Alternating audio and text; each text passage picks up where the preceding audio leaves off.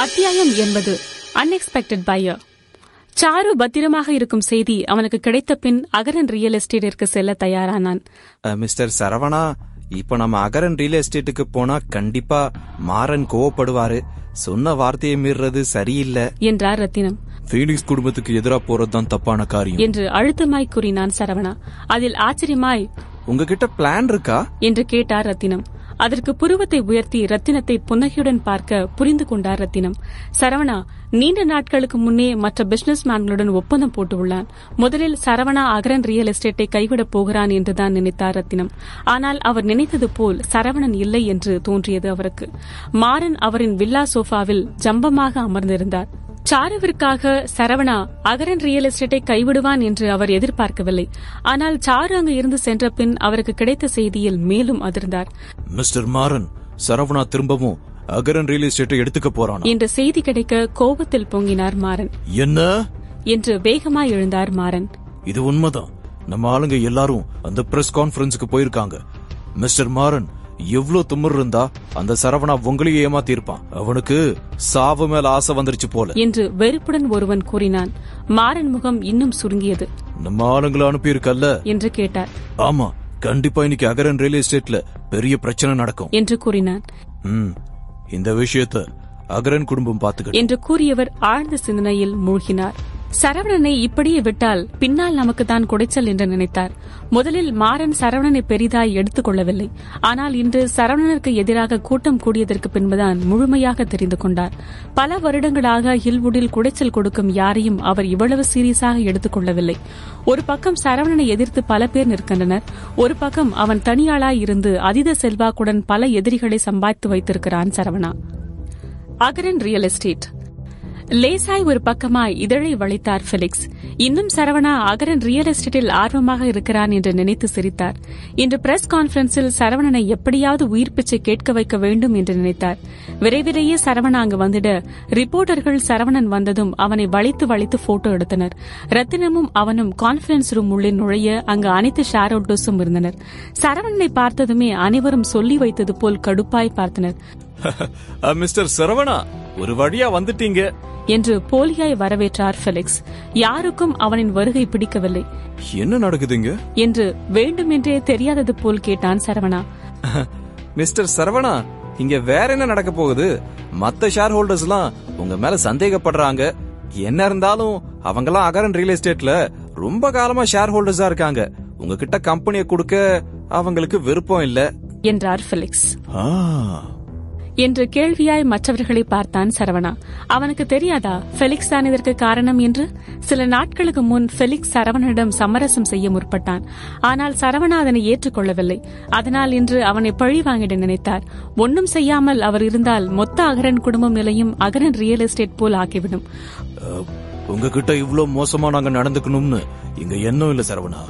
இங்க இருக்கிற ஒவ்வொரு இன்வெஸ்டர்ஸும் இதோட லாபத்தை பத்தியும் வட்டியை பத்தியும் யோசிக்கிறாங்க. வேணும்னா நம்ம இப்படி பண்ணலாம். நீ உன்னோட எல்லா ஷேர்ஸையும் வித்துரு. நீ விற்க ரெடினா நாங்க கரண்ட் மார்க்கெட் பிரைஸுக்கே அதை வாங்கிக்கிறோம் என்று ஒரு மொட்டை பாஸ் கூறினார். இதெல்லாம் முன்கூட்டியே பேசி வைத்தது போல் இருந்தது. நீங்க உருட்டுங்க, நான் கேட்டுக்கிட்டு இருக்கேன் என்று அசட்டையாக கூறினான் சரவணா. இதை வேறு யாராவதாக ஈர்த்திருந்தால் இந்நேரம் அவர்கள் பேச்சை கேட்டு ஷேர்ஸை விற்று ஏமாந்திருப்பார்கள். ஆனால் சரவணன் பின்னே ஒரு டீம் இதற்காகவே இருக்கிறது. அவர்களின் இந்த பித்தலாட்டத்தை உடனே கண்டு கொண்டான் சரவணா. அவன் கூற்றை கேட்ட மொட்டைக்கோ கோபம்தான் அதிகரித்தது. என்ன, நான் என்ன பொய் சொல்றேன்னா? அது எனக்கு அவசியமே இல்ல. என்கிட்ட நிறைய பணம் இருக்கு. இந்த கம்பெனி ஷேர்ஸ் எனக்கு ஒன்னும் அவ்வளவு முக்கியம் இல்ல. வெயிட் பண்ணி பாரு சரவணா, இன்னைக்கு மொத்த ஷேர் ஸ்டாக்ஸும் அடிமட்டத்துக்கு வரப்போகுது என்று காட்டமாய் கூறி வேகமாய் அங்க இருந்து வெளியேறினார். அதனை பெரிதாய் எடுத்துக் கொள்ளாத சரவணா, அப்புறம் அடுத்து யாருப்பா சீக்கிரம் என நக்கலாய் கேட்டான். அங்கு இருந்த மற்றவர்கள் அதிர்ச்சியாய் அவனை பார்த்தனர். பொதுவாக ஷேர் ஹோல்டர்ஸ் கம்பெனியை விட்டு வெளியே செல்லக்கூடாது என்றுதான் யோசிப்பார்கள். ஆனால் அவனோ வெளியே அனுப்புவதில் ஆர்வமாயிருக்கிறானே. ஃபெலிக்ஸை பார்த்தவன், நீங்க தான் இதுக்கு காரணம்னு எனக்கு தெரியும். சோ நீங்க ஒரு எக்ஸாம்பிள் மத்தவங்களுக்கு காட்டுங்களேன் என்று நக்கலாய் கேட்டான். பெலிக்ஸை அடுத்து வெளியே அனுப்பும் நோக்கம் அவனுக்கு. அதில் அதிர்ந்தார் பெலிக்ஸ். இருப்பினும் அவன் சொல்வது சரிதானே, அடுத்து அவர் ஏதாவது செய்தால்தான் அவரை தொடர்ந்து மற்றவர்களுக்கு செய்வார்கள் என்று நினைத்தார். சரவணா மிக சரியாக காயை நகர்த்தி இருக்கிறான். பெலிக்ஸ் ஒரு நிமிடம் சரவணனையே அழுத்தமாய் பார்த்தார். இத்தனை வருட அனுபவத்தினாலும் கூட அவரால் சரவணனின் தந்திரத்தை புரிந்து கொள்ள முடியவில்லை. கிரேட், சரி சரவணா, நீயே கேட்டுட்ட. அப்ப இந்த அகரன் குடும்பம் இல்லன்னா என்ன நடக்கும்னு நான் காட்டுறேன் என்று கோபத்தில் கர்ஜித்தார் பெலிக்ஸ்.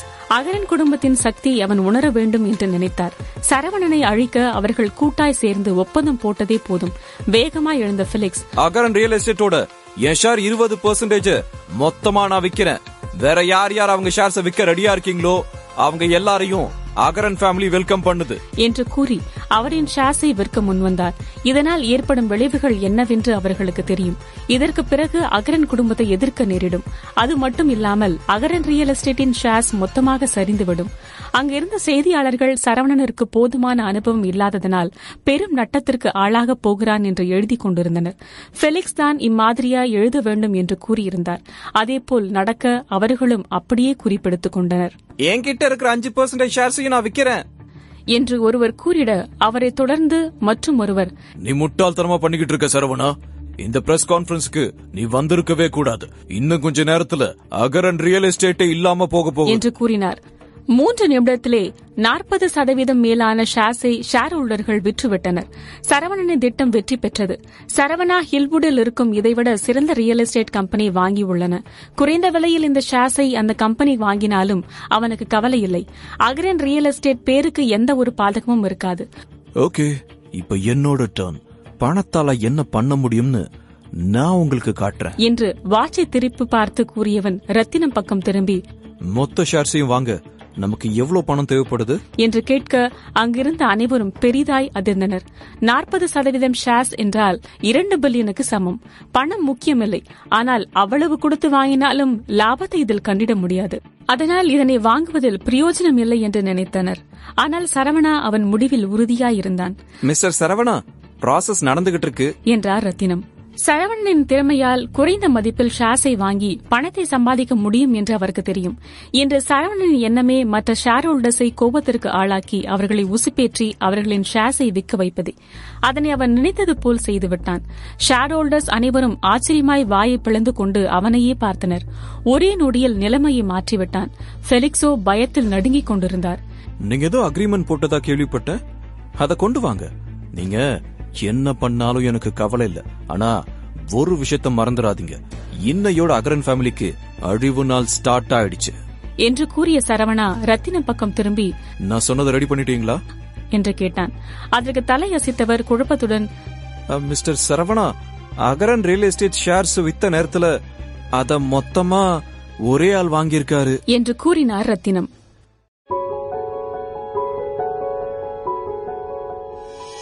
அத்தியாயம் 81. தாரிகாவின் அப்பா.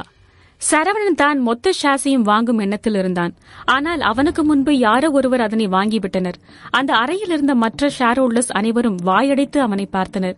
சிறிது நேரத்திலே மொத்த ஷேர்ஸும் விற்று போனது. ஸ்டாக் பிரைஸின் உச்சத்தை தொட அனைவரும் திகைப்போடு அமர்ந்திருந்தனர். செய்திகளிலும் அதுவே தலைப்பு செய்தியாய் ஓடியது. யாருமே எதிர்பார்க்காத அளவிற்கு ஷேர்களின் மதிப்பு கூடியது. மொத்த ஷேர்ஸும் பறிகொடுத்துவிட்டு அமர்ந்திருந்தனர். அனைவருமே ஒன்றாய் பெலிக்ஸை பார்த்தனர்.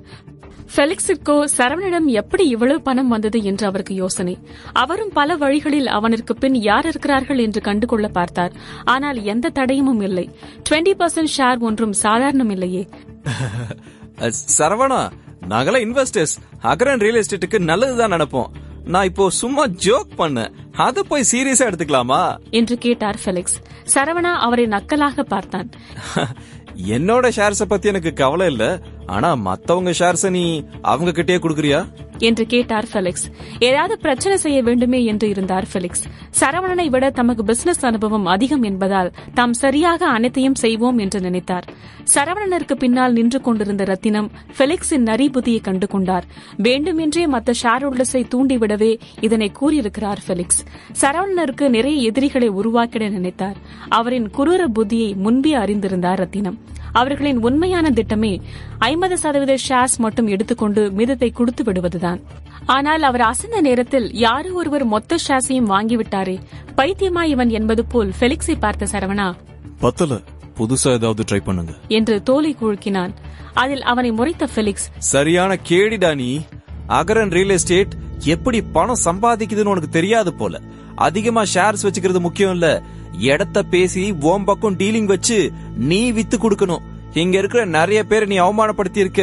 ஷேர் ஹோல்டர்ஸோட ஷேர்ஸையே வாங்கியிருக்க. பாக்குறேன் எப்படி நீ இடத்த வாங்குறன்னு என்று காட்டமாய் கூறினார். அகரன் ரியல் எஸ்டேட் அவர்களுக்கு சிறிய ப்ராப்பர்ட்டி தான். அவர்கள் இல்லாமல் அகரன் ரியல் எஸ்டேட்டே இல்லை. அதுவும் இல்லாமல் 3 நாள் கழித்து நடக்க இருக்கும் எக்கனாமிக் கான்பரன்ஸில் சரவணனுக்கு எதிராக அங்கு பேசலாம் என்று நினைத்தார். அந்த இடம் முழுவதும் சரவணனின் எதிரிகள் நிறைந்திருப்பார்கள். அகரன் குடும்பத்தை எதிர்த்தால் மொத்த ஹில்வுடையும் எதிர்ப்பதற்கு சமம் என்பதை காட்டிட நினைத்தார். மற்றவர்கள் ஒத்துழைப்பு இல்லாமல் சரவணனால் ஹில்வுடில் ஒன்றும் செய்ய முடியாது என்று எண்ணினார். நீ இப்ப வேணும்னா ஜெயிச்சிட்டதான் நினைக்கலாம் சரவணா, ஆனா இது நிரந்தரம் இல்ல என்று கூறி பெரிதாய் சிரிக்க ஸ்டாக்கின் மதிப்பை பார்த்தவுடனே ஆச்சரியத்தில் வாய் தானாக மூடியது. பெலிக்ஸ் ஷேர்ஸை விற்கும் பொழுதே வேண்டும் என்று விலையை 10 மடங்கு அதிகமாக்கினார். ஆனாலும் உடனே அது விற்று போனது. ஏற்கனவே பாலகிருஷ்ணா செய்த காரியத்தில் அகரன் ரியல் எஸ்டேட் பெரும் நஷ்டத்தில் இருந்தது. இது அவருக்கு கிடைத்த பொன்னான வாய்ப்பு. நல்ல விலையில் ஷேர்ஸை விற்றுவிட்டார். வாங்க போவோம் என்று அவர் கத்திட அவருடன் சில பேர் எழுந்து சென்றனர். ரத்தினம் பக்கம் திரும்பிய சரவணா, என்ன நடக்குது என்று கேட்டான். அதில் ரத்தினம் முகம் இறுக, மிஸ்டர் சரவணா, ஏன் தப்பு தான், நான் கவனமா இல்ல, வேற யாரோ ஸ்டாக்ஸ வாங்கிட்டாங்க என்று படபடத்தார். சரவணா அகரன் ரியல் எஸ்டேட் ஷேர்ஸை பார்த்தான். அவனிடம் வெறும் 30% மட்டுமே இருந்தது. 48% ஷேர்ஸ் வேறு ஒருவரிடம் இருந்தது. அந்த நபர்தான் முக்கிய பங்குதாரராக இருந்தார். நான் என்ன அவனுக்காகவா வேலை பார்த்தேன், மொத்தமா வாங்கிட்டான், யார் இது என்று கேட்டான் சரவணா. பார்த்தவுடனே தெரிந்தது அந்த நபர் சரவணனுக்கு எதிரியாக இருக்க வேண்டும் என்பதற்காக வாங்கியிருக்கிறார் என்று. இந்த ஆளை பத்தி விசாரிங்க, ஈக்குவல் வேல்யூவை அவங்க கிட்ட இருந்து நம்ம வாங்கிக்கலாம் என்றான் சரவணா. அவ்வளவு எளிதில் வாங்கிட முடியுமா? என்ன பண்ணணும்னு புரிஞ்சது மிஸ்டர் சரவணா என்றார் புன்னகையுடன். சரவணா அகரன் ரியல் எஸ்டேட்டை விட்டுவிட வெளியேறினான். உடனே அங்கு இருந்த ரிப்போர்ட்டர்ஸ் அவனை கண்டதும் படம் பிடிக்க துவங்கினர். நிஜமாலே இவன் காலேஜ் ஸ்டூடெண்ட் தான். இவனுக்கும் நிஹாரிகா வேந்தனுக்கும் நல்ல பழக்கம் இருக்கிறதா கேள்விப்பட்டேன். எனக்கு என்னமோ நிஹாரிகா இவனுக்கு ஹெல்ப் பண்ணுவாங்களோன்னு தோணுது என்று ஒருவர் கூறிட, அதிலிருந்து சரவணன் நிகா பேச்சு பரவ தொடங்கியது. தூரத்தில் யுவனை பார்த்தான் சரவணா. இந்த வதந்தியை கிளப்பிவிட்டது அவன்தான் என்று கண்டு கடுப்படைந்தான். மேற்கொண்டு எதுவும் செய்யாமல் காலேஜிற்கு சென்றான். தாரிகாவை தேடிய லைப்ரரிக்கு செல்ல அவளோ புத்தகத்தை திறந்து வைத்துக் கொண்டு கனவு கண்டு கொண்டிருந்தாள். என்ன ஆச்சு என்று கேட்டபடியே அவளிடம் அமர்ந்தான் சரவணா. என்னாச்சு? என் அப்பா திரும்ப வராரு என்றாள் தாரிகா. அது நல்ல விஷயம் தானே என புருவம் சுருக்கினான் சரவணா. அதில் தலையை மறுப்பாக அசைத்த தாரிகா, இது நல்ல விஷயம் இல்ல சரவணா, இதை யார்கிட்டயும் சொல்லாத. என் அப்பா ஐரோப்ல படிக்க போயிருக்காரு. இன்னைக்கு திடீர்னு கால் பண்ணி அவரு திரும்பி வர போறதா சொன்னாரு. ஏன்னா 3 நாளைக்கு அப்புறம் ஹில்வுட்ல எக்கனாமிக் கான்பரன்ஸ் நடக்க போகுது. அப்போ அங்க நிறைய ஆண்டர்பிரனர்ஸ் வருவாங்க. போன தடவை என் அப்பாவும் அந்த கான்பரன்ஸ்ல ஜாயின் பண்ணாரு. அதுல அவருக்கு நல்ல ஆப்பர்ச்சுனிட்டி கிடைச்சது. அதனாலதான் என் அப்பா ஐரோப்க்கு மேனேஜ்மெண்ட் பத்தி படிக்க போனாரு. ஆனா நேத்து எக்கனாமிக் அசோசியேஷன்ல இருந்து என் அப்பாவுக்கு கால் பண்ணி அங்க கோட்டா லிமிட் இருக்கு, வேந்தன் இண்டஸ்ட்ரிக்கு கோட்டா இல்லன்னு சொல்லிருக்காங்க. இந்த விஷயம் வேந்தன் கூடமும் என் அக்கா கம்பெனியும் அஃபெக்ட் பண்ணிடுமோன்னு அவர் வருத்தப்படுறாரு. அதனாலதான் உடனே இங்க வராரு என்று கூறியவள் மேலும் வருத்தமானாள். ஏதோ கூற வந்து தயங்குவது போல் தாரிகா இருக்க அதனை கண்ட சரவணா, மேல சொல்லு என்றான். அவளின் மூளையை அரித்துக் கொண்டிருந்த விடயத்தை பற்றி கூற வேண்டாம் என்றுதான் நினைத்தாள். ஆனால் அதனை சொல்லாமல் அவளால் இருக்க முடியவில்லை. ஆனா வேந்தன் ஃபேமிலி எல்லாத்தையும் இழந்துருச்சுன்னு அவருக்கு தெரியாது. என் அக்கா கம்பெனியும் அப்படித்தான். இப்போலாம் ரொம்ப ஸ்ட்ரெஸ்ஸா இருக்கா. அவ கம்பெனியும் பேங்க்ரப்ட் ஆக போகுதுன்னு கேள்விப்பட்டேன் என்று கூறிய தாரிகா வருத்தம் தோய்ந்த முகத்துடன் மேசையில் தலை சாய்த்து படுத்துக் கொண்டாள். எப்பவும் அப்பா வராரு என்று கேட்டான் சரவணா. அவளின் வாட்சை பார்த்த தாரிகா, இன்னைக்கு ராத்திரி வந்துருவாரு, மதியம் பிளைட்டுக்கு டிக்கெட் வாங்கியிருக்காரு என்று கூறினாள். சரி, அப்ப இன்னைக்கு ராத்திரி இவன் கூட வேந்தன் வில்லாக்கு நானும் வரேன் என்று அவள் தலையை பரிவாக வருடியபடியே கூறினான் சரவணா. அதில் உறைந்து நின்றவள், நீ என் கூட வரியா? நோ வே என்று மறுப்பாக தலையசைத்தாள் தாரிகா. நீ கவலைப்படாத, வேந்தன் ஃபேமிலியில இருக்கிறவங்க என்ன பாசமா வரவேற்பாங்க என்று கூறி லைப்ரரியை விட்டு வெளியே வந்த சரவணா ரத்தினத்திற்கு அழைத்தான். அசரவணனின் அழைப்பை பார்த்தவர் யோசனை உடனே ஏற்று, மிஸ்டர் சரவணா, என்ன பண்ணணும் நானு என்று கேட்டார். ரத்னம், ஹில்வுட்ல எக்கனாமிக் கான்ஃபரன்ஸ் நடக்க போகுதுல, ப்ளீஸ் அதுல கெஸ்ட் லிஸ்ட்ல வேந்தன் ஃபேமிலி ஆட் பண்ணுங்க என்று கூறினான் சரவணா. ஓ அவ்வளவுதானா? நான் இப்பவே ஆர்கனைசர்ஸ கான்டாக்ட் பண்ணி அதுக்கான ஏற்பாடு பண்றேன் என்று கூறி அழைப்பை துண்டித்தார் ரத்தினம். பேசி முடித்த சரவணா தாரிகாவிடம் வந்து வா போலாம் என்று அழைத்தான். தாரிகாவோ மொத்த குடும்பமும் அவனை வெறுக்கிறதே, எப்படி அழைத்து செல்வது என்று யோசித்தாள். அவளின் போன் வேறு அடிக்க அவள் தந்தைதான் அழைத்திருந்தார். இன்னைக்கு உன் பாய் ஃப்ரெண்ட கூட்டிட்டு வா. உன் அக்கா பாய் ஃப்ரெண்டையும் வர சொல்லிருக்கேன். கொலம்பஸ் கார்டனுக்கு வா. உன் அக்காவை உன்னோட ரூம் நம்பர் சென்ட் பண்ண சொல்றேன் என்று கூறி அழைப்பை துண்டித்தார். நிகாவிற்கு பாய் ஃப்ரெண்டா என்று குழம்பினாள் தாரிகா. உன் அப்பா ரொம்ப புத்திசாலின்னு நான் கேள்விப்பட்டேன்.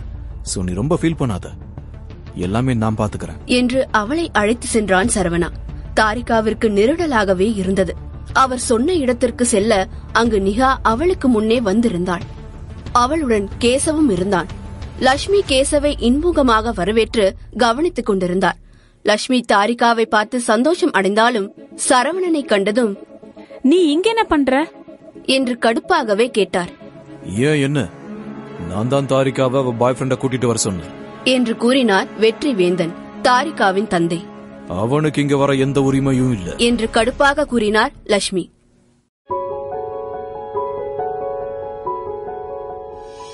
அத்தியாயம் 82 எக்கானமி கான்ஃபரன்ஸ். வெற்றி லட்சுமியை கண்டிக்க அவரோ அவனுக்கு இங்க வர எந்த உரிமையும் இல்ல என்று கூறினார். உடனே அங்கு இருந்த மற்றவர்களும் எழுந்து நின்றனர். அனைவருமே சங்கடமான சூழ்நிலையில் இருந்தனர். வெற்றிக்கு எப்படி நடந்தவற்றை விளக்குவது என்று தெரியாமல் முழித்துக் கொண்டிருந்தனர். நிகாவை ஓட்டலில் அவன்தான் கெடுத்தான் என்று எப்படி கூறுவார்கள்? அவர்களுக்கு அதனை கூறும் தைரியமும் இல்லை. கேசவ் வேறு நிகா அருகில் இருக்கிறான். அவன் விட்டல் குடும்பத்தின் மகன். என்னதான் அவனுக்கு சரவணா நிகா இடையே நடந்த விடயம் பற்றி அவனுக்கு தெரிந்தாலும் சூழல் சங்கடமாகவே இருந்தது. உரிமை இருக்கிறவங்க தான் வரணும்னு அவசியம் இல்ல என்றார் வெற்றி. கேசவ் பற்றி அவருக்கு தெரியும், ஆனால் சரவணன் பற்றி அவருக்கு தெரியாது. இருந்தாலும் அவர் நிகா மற்றும் தாரிகாவின் காதலர்களை சமமாக நடத்த வேண்டும் என்று நினைத்தார். அவர் அப்படி கூறியதும் யாருக்கும் அவரை எதிர்த்து பேச தைரியமில்லை. தாரிகா சரவணனுடன் மேசையில் அமர்ந்தாள். யுவனை தவிர மற்ற அனைவரும் அவனை கொலை வெறியுடன் பார்த்தனர். எல்லாரும் உட்காருங்க என்று வேண்டா வெறுப்பாக சரவணனை பார்த்து கூறினார் லட்சுமி. அவனும் லேசாய் தலையசைத்து அமர்ந்தான். எவ்வளவு தைரியம் இருந்தால் அப்படி ஒரு காரியத்தை செய்துவிட்டு தங்கள் இடத்திற்கே வந்திருக்கிறான் என்று பார்த்தனர். சரவணா அமர்ந்ததுமே கேசவ் அவனையே நீண்ட நேரமாய் பார்த்துக் கொண்டிருப்பதை கவனித்தான். பார்வையாலேயே சரவணனை எடை போட்டுக் கொண்டிருந்தான் கேசவ். என்னவோ சரவணாவை பல நாட்களாக தெரிந்தது போல் இருந்தது அவனின் பார்வை. நான் தான் உங்களை வர வேண்டான்னு சொன்னேன்ல, ஏன் திரும்ப வந்தீங்க? நிகா மேல உங்களுக்கு நம்பிக்கை இல்லையா என்று வெற்றியிடம் குறைப்பட்டுக் கொண்டார் லட்சுமி. வெற்றி நிகாவை நம்பாமல் இல்லை. அவளின் திறமை பற்றி அவருக்கு தெரியும். இதில் கேசவ் வேறு அவள் உடன் அழைத்து வந்திருக்கிறாள். நான் மட்டும் திரும்ப வரலன்னா எக்கனாமிக் கான்ஃபரன்ஸ்ல இருந்து வேந்தன் ஃபேமிலியை ரிமூவ் பண்ண விஷயம் எனக்கு தெரிஞ்சே இருக்காது என்று மாறுபட்ட குரலில் கூறினார் வெற்றி. மற்ற அனைவரும் உடனே அமைதியானார். எக்கனாமிக் கான்ஃபரன்ஸில் பங்கேற்க முடியவில்லை என்றால் வேந்தன் இண்டஸ்ட்ரி சரியான நிலையில் இல்லை என்று அர்த்தம். லட்சுமி அமைதியானார். யுவன் உடனே, வெற்றி, உனக்கு எக்கனாமிக் கான்ஃபரன்ஸ்ல எந்த ஃப்ரெண்டும் இல்லையா? அப்படி தெரிஞ்சவங்க இருந்தா நமக்கான ஸ்பாட்டை மேக் பண்ண சொல்லு. இது வேந்தன் குடும்பத்துக்கு ரொம்ப முக்கியமானது. நம்மளால எக்கனாமிக் கான்ஃபரன்ஸ்ல ஜாயின் பண்ண முடியலன்னா நமக்கு இதான் எண்டு என்று கூறினார். இதை கேட்டு மேலும் வருத்தமடைந்தார் வெற்றி. அவரும் பலமுறை அவர்களை தொடர்பு கொள்ள பார்த்தார். முன்பு குப்தா குரூப்ஸின் உதவியினால் எக்கனாமிக் கான்ஃபரன்ஸில் கலந்து கொண்டனர். இப்பொழுது குப்தா குரூப்ஸும் இல்லை என்பதால் அவர்களின் நிலை தத்தளிப்பது போல் ஆனது. உதவி இல்லாமல் கையேறு நிலையில் இருந்தனர். மிஸ்டர் வேந்தன், நீங்க கவலைப்படாதீங்க, நான் உங்களுக்கு ஒரு ஸ்பாட் ஏற்பாடு பண்ண சொல்றேன் என்று கூறிட அங்கு இருந்தவர்கள் முகம் உடனே மாறியது. வா, நீ ரொம்ப நல்ல பையன்பா. வெற்றி திரும்பி வந்ததுக்காக தான் நிகாவனை இங்க இன்வைட் பண்ணா கேசவ் என்று சந்தோஷமாய் கூறினார் லட்சுமி. அதில் மகிழ்வாய் சிரித்த யுவன், இனிமே நம்ம கவலைப்பட என்ன இருக்கு? இப்போ கேசவ் நிகா கூட இருக்காரு. இனிமே நம்ம எல்லாரும் ஒரே ஃபேமிலி. அதுவும் இல்லாம இந்த விஷயம் எல்லாம் விட்டல் ஃபேமிலிக்கு சர்வ சாதாரணம் என்று கூறினார். ஆமா ஆமா என்று வேகமாய் தலையாட்டினார் லட்சுமி. அதன் பின் மற்ற குடும்பத்தினரும் கேசவை புகழ்ந்து தள்ளினர். நிகாவையும் சேர்த்து புகழ்ந்தனர். வேந்தன் குடும்பத்தினரை பொறுத்தவரை விட்டல் குடும்பம் மிகப்பெரிய குடும்பம். அவர்களுக்கும் இவர்களுக்கும் ஏணி வைத்தால் கூட எட்டாது என்று இருந்தனர். ஆனால் இப்பொழுது கேசவ் அவர்களுடன் இருக்கிறானே, அப்படியானால் கூடிய சீக்கிரமே வேந்தன் குடும்பத்தில் அதிகார சக்தியும் கூடவே அதிகரிக்கும். இதில் நிகா மகவும் குழப்பத்தில் இருந்தாள். கேசவ் ஒன்றும் அவளின் காதலன் இல்லையே, இருவரும் வெறும் கிளாஸ்மேட் மட்டும்தான். முன்பு நிகா அவனுக்கு உதவி செய்திருக்கிறாள். அவளின் தந்தையின் வருகைக்காக கேசவை போலியாக காதலனாக நடிப்பது போல் அழைத்து வந்திருக்கிறாள். அவளே கடினப்பட்டு எப்படியாவது வேந்தன் குடும்பம் இழந்ததை திரும்ப பெற்று விடுவாள். ஆனால் அவளுக்கு இப்பொழுது லேசாய் சந்தேகம் எழுந்தது. என்ன இவன் இப்படி சொல்றான்? உண்மையாவே இவனுக்கு நம்மள புடிச்சிருக்கா என்று மனதில் குழம்பினாள் நிகா. தாரிகா தான் மிகவும் சங்கடத்தில் இருந்தாள். சரவணன் தட்டு காலியாய் இருந்தது. ஆனால் கேசவின் தட்டு உணவுகளால் நிரம்பி இருந்தது. சரவணா இதனை பெரிதாய் எடுத்துக் கொள்ளவில்லை. அவனுக்கு இவையெல்லாம் பழகி இருந்தது. மிஸ்டர் அண்ட் மிஸ்ஸஸ் வேந்தன், பிளீஸ் நீங்க சாப்பிட்டுட்டு இருங்க, நான் ஒரு கால் பேசிட்டு வரேன். எக்கனாமிக் கான்ஃபரன்ஸ் பத்தி கவலைப்படாதீங்க, நானே அதை பாத்துக்கிறேன் என்று கூறி அங்கிருந்து வெளியேறினான் கேசவ். வெளியே வந்தவன் பட்லருக்கு அழைத்தான். எக்கனாமிக் கான்ஃபரன்ஸ்ல வேந்தன் ஃபேமிலியையும் ஆட் பண்ணு என்று கட்டளையிட்டான் கேசவ். விட்டல் குடும்பத்தின் வாரிசு. ஹில்வுட் போன்ற சிறிய ஊரில் அவன் சொன்னால் என்ன வேண்டும் என்றாலும் செய்வார்கள். மிஸ்டர் விட்டல், அது இம்பாசிபிள் என்று கூறினார் பட்லர். ஏன் முடியாது என்று புருவம் சுருக்கிய கேசவ், சில ஃபேமிலி தான் கான்ஃபரன்ஸ்ல இருந்து குவிட் பண்ணிட்டாங்கல்ல என்று கேட்டான். அதில் தயங்கிய பட்லர், ஆமா, ஆனா முன்னெல்லாம் எக்கனாமிக் கான்ஃபரன்ஸ் ஹில்வுட்ல நடக்கும். ஆனா இந்த தடவை சில காரணத்துக்காக நாங்க அத கோஸ்ட் டவுன்ல நடத்துறோம் என்று கூறினார். இந்த செய்தி கேசவுக்கு புதிது. கோஸ்ட் டவுனில் நடப்பது என்றால் அதில் கலந்து கொள்பவரின் மதிப்பு பெரிதாயிருக்கும். வேற வழி இல்லையா என்று சுணங்கிய குரலில் கேட்டான் கேசவ். இல்ல என்று கூறிய பட்லர் சிறிது தயக்கத்திற்கு பின், முடிஞ்ச அளவு விட்டல் ஃபேமிலியையும் எக்கனாமிக் கான்ஃபரன்ஸ்ல என்ரோல் பண்ண ட்ரை பண்றேன் என்று கூறிட திகைத்தான் கேசவ். கான்ஃபரன்ஸில் கலந்து கொள்ள வேண்டிய தகுதி உயர்ந்து விட்டதா என்று நினைத்தான். ஓ என்றான் கேசவ். அவனின் எண்ணம் எல்லாம் லாபத்தில் மட்டும்தான் இருந்தது. நிகாரிகா மேல் எந்த ஒரு அபிப்பிராயமும் அவனுக்கு இல்லை. எக்கனாமிக் கான்ஃபரன்ஸினால் தான் விட்டல் குடும்பத்தினர் இத்தகைய உயரத்தை அடைந்தனர். இந்த வாய்ப்பு கிடைத்தால் கோஸ்ட் டவுனில் இருப்பவர்களுடன் பார்ட்னர்ஷிப் உண்டாகும் வாய்ப்பு அவர்களுக்கு கிடைக்கும். கேசவ் திரும்ப பிரைவேட் ரூம் உள்ளே சென்று அவர்களிடம் மன்னிப்பு கேட்க நினைத்தான். இதனால் அவர்கள் அவனை கடிந்து கொள்ள மாட்டார்கள் என்று தெரியும்.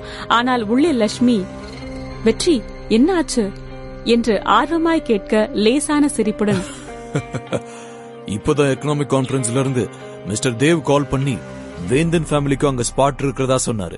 அதுவும் பெர்மனன்ட் கவுன்சில் மெம்பர்ஸ்க்கான ஸ்பாட் வேகண்டா இருக்கான், நான் அவைலபிளான்னு கேட்க கால் பண்ணிருக்காரு என்றார் வெற்றி. வாவ், எனக்கு ரொம்ப சந்தோஷமா இருக்கு வெற்றி, குதூகலித்தார் லட்சுமி. என்ன கவுன்சில் மெம்பரா? விட்டல் ஃபேமிலிக்கு அந்த சான்ஸ் கிடைக்கல என்று நினைத்தான் கேசவ். கவுன்சில் மெம்பர் என்றால் எக்கனாமிக் கான்ஃபரன்ஸில் என்ன முடிவு வேண்டும் என்றாலும் எடுக்கலாம். அதேபோல் அதில் கலந்து கொள்பவரின் குடும்பத்தின் உதவியும் பயன்படுத்திக் கொள்ளலாம். அதைவிட முக்கியம் நெட்வொர்க் தான், ஆள்பலம் தான் மிக முக்கியம். மொத்த குடும்பத்தினரும் மகிழ்ச்சியாயிருந்தனர், தாரிகாவை தவிர. அவளை பொறுத்தவரை அந்த விடயம் பெரிதல்ல. அந்நேரத்தில் கேசவ் உள்ளே நுழைந்திட உடனே யுவன், வேந்தன் குடும்பத்தோட மருமகன்னா சும்மாவா? கேசவ் பண்ண வேலையை பாத்தீங்களா? ஒரே ஒரு போன் கால் போதும் என்று பீற்றிக் கொண்டார். கேசவ் இன்னுமே குழப்பத்தில் இருந்தான். எப்படி வேந்தன் குடும்பத்தினருக்கு எக்கனாமிக் கான்ஃபரன்ஸில் இடம் கிடைத்தது என்று யோசித்தான். விட்டல் குடும்பத்தால பண்ண முடியாததுன்னு எதுவும் இல்ல. வேந்தன் குடும்பம் ரொம்ப சந்தோஷமா இருக்கு. வேந்தன் குடும்பம் ரொம்ப சந்தோஷமா இருக்கு என்று அங்கு இருந்தவர்கள் கூறிக்கொண்டிருக்க லட்சுமி வேகமாய் எழுந்து கேசவ் கிளாஸில் வைனை ஊற்றி, கேசவ் வெற்றி கூட ட்ரிங்க்ஸ் எடுத்துக்கோப்பா என்று கூறினார். நிகா மொத்தமாய் கவிழ்ந்து விட்டாள். எக்கனாமிக் கான்ஃபரன்ஸின் அருமை பெருமை வேண்டும் என்றால் மற்றவர்களுக்கும் தெரியாமல் இருக்கலாம். ஆனால் அவளுக்கு நன்றாய் தெரியுமே. இது எவ்வளவு பெரிய பொன்னான வாய்ப்பு. விட்டல் குடும்பம் நினைத்தால் வேந்தன் குடும்பத்தினருக்கு என்ன உதவி வேண்டும் என்றாலும் செய்யலாம். ஆனால் கேசவ் வெறும் அவளின் கிளாஸ்மேட் தானே, அதனால் அந்த அளவு இறங்கி உதவிட மாட்டான். கேசவ் இந்த பிரச்சனையை சரி செய்யவில்லை என்றாலும், மிஸ்டர் வேந்தன், இதெல்லாம் எனக்கு ரொம்ப ஈஸி, நீங்க என்ன ரொம்ப புகழ்றீங்க என்றவன், நான் உங்க எல்லாருக்கும் கிஃப்ட்ஸ் வாங்கிட்டு வந்திருக்கேன் என்று அவனுக்கு அருகில் இருந்த டேபிளை காட்டினான். தாரிகா எதுக்கும் பிரயோஜனம் இல்ல, நிஹாதா வேந்தன் குடும்பத்துக்கு பெருமை சேர்க்கிறா என்று அங்கு இருந்தவர்கள் பேசினார்கள். சட்டென்று கேசவ் போன் ஒலிக்க அது எக்கனாமிக் கான்ஃபரன்ஸில் இருந்துதான் என்று தெரிந்ததும் உடனே அழைப்பை ஏற்று, hello, this is Keshav Vittal, what can I do for you என்று அடக்கமாய் கேட்டான். ஹலோ மிஸ்டர் விட்டல், இந்த வருஷம் எக்கனாமிக் கான்ஃபரன்ஸ்ல விட்டல் ஃபேமிலியை வித்ரா பண்ணிட்டோம், சாரி என்று கூறி அழைப்பை துண்டிக்க அங்கிருந்த அனைவருமே இதனை கேட்டுவிட்டனர்.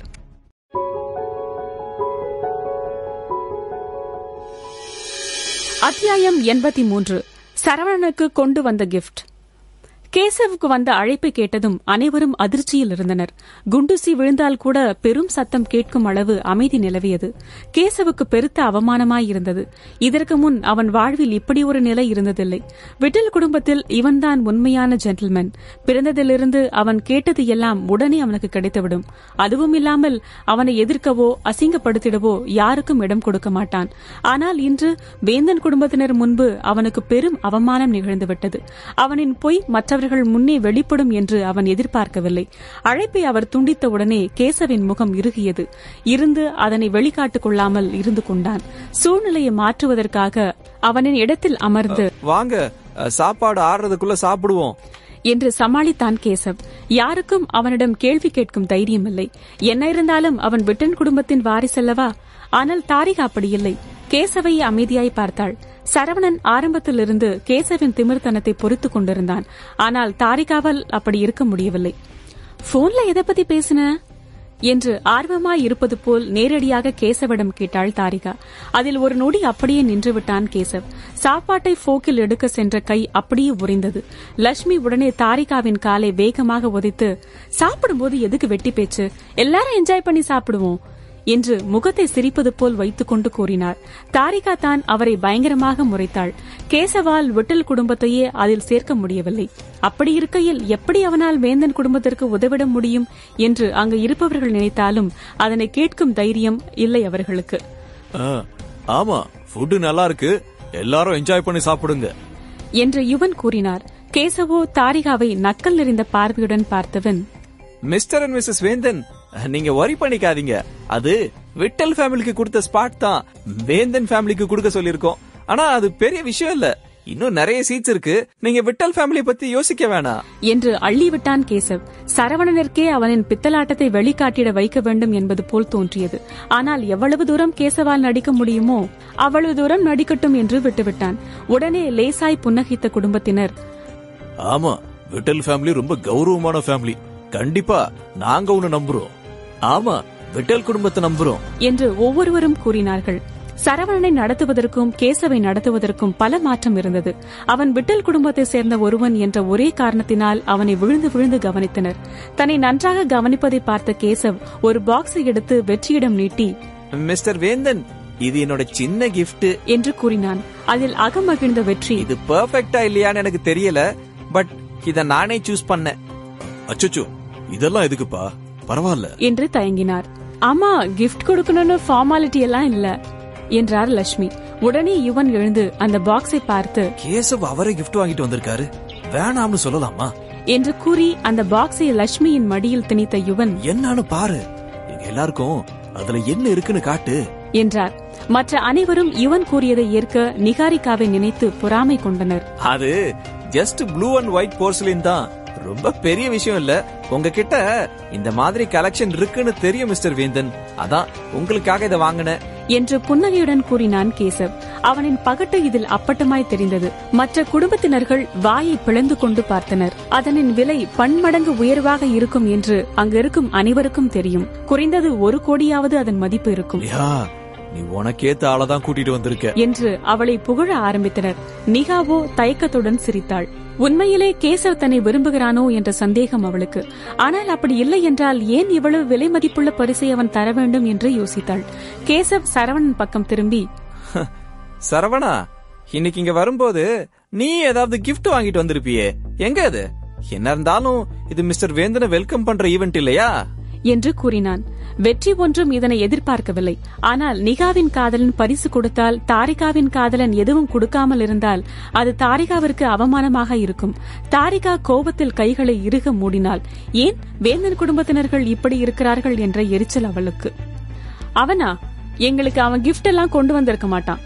இவ்வளவு நேரம் அவன் வேந்தன் ஃபேமிலிக்கு அவன் பிரச்சனை கொடுக்காம இருந்ததே பெரிய கிஃப்ட் என்று பெருமூச்சுடன் கூறினார் லட்சுமி. ஒட்டுமொத்த குடும்பமும் இப்பொழுது சரவணனையும் கேசவையும் ஒப்பிட்டு பார்த்தனர். வெற்றி சூழலை உணர்ந்து, என்ன பேசுற நீ? நம்மள பார்க்க வர்றப்போ கிஃப்ட் கொண்டு வரணும்னு எந்த அவசியமும் இல்ல.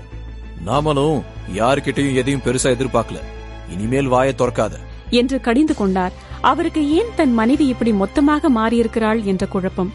லட்சுமி உண்மை எதுவும் சொல்ல முடியாத நிலையில் அமைதியானார். இக்கணமே நிகாவிற்கு நடந்ததை பற்றி கூறிவிட வேண்டும் என்ற எண்ணம் இருந்தாலும் தன்னை கட்டுப்படுத்திக் கொண்டிருந்தார். குடும்பத்தினர் அனைவரும் சரவணனை வெறுப்போடு பார்த்தனர். தாரிகா சரவணனின் கையை அழுத்தமாய் பற்றிக் கொண்டாள். இந்த நொடியே அங்கு இருந்து எழுந்து சென்று விடலாமா என்று யோசித்தாள். ஆனால் சரவணா நகரவில்லை. யாருக்கும் அவனை அங்கு இருந்து வெளியே அனுப்பிடும் தகுதியில்லை. இடத்திலிருந்து எழுந்த சரவணா, மிஸ்டர் வேந்தன், அந்த ப்ளூ அண்ட் ஒயிட் போர்சலின் நான் பார்க்கலாமா என்று கேட்டான்.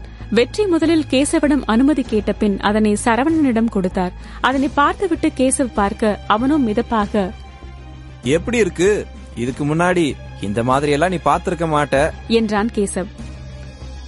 மிஸ்டர் விட்டல், இத வாங்க நீங்க எவ்வளவு பணம் கொடுத்தீங்க என்று கேட்டான் சரவணா. 5 கோடி என்று சர்வசாதாரணமாக கூறினான் கேசவ். உடனே அங்கு இருந்தவர்கள் மேலும் ஆச்சரியம் அடைந்தனர். அவனை பற்றி பெருமையாக பேசிக்கொள்ள சரவணன் கையில் இருந்த பொருள் பெரும் சப்தத்துடன் கீழே விழுந்தது. படக்கென்று எழுந்த கேசவ், என்ன காரியம்டா பண்ண என்று கத்தினான்.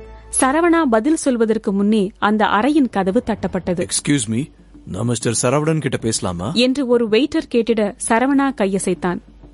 சார், நீங்க ஆர்டர் பண்ண ஐட்டம் சார் என்று அவனிடம் கொடுக்க அனைவரும் என்ன அது என்று ஆர்வமாய் பார்த்தனர். ஓ, நீயும் கிஃப்ட் வாங்கிட்டு வந்திருக்கியா?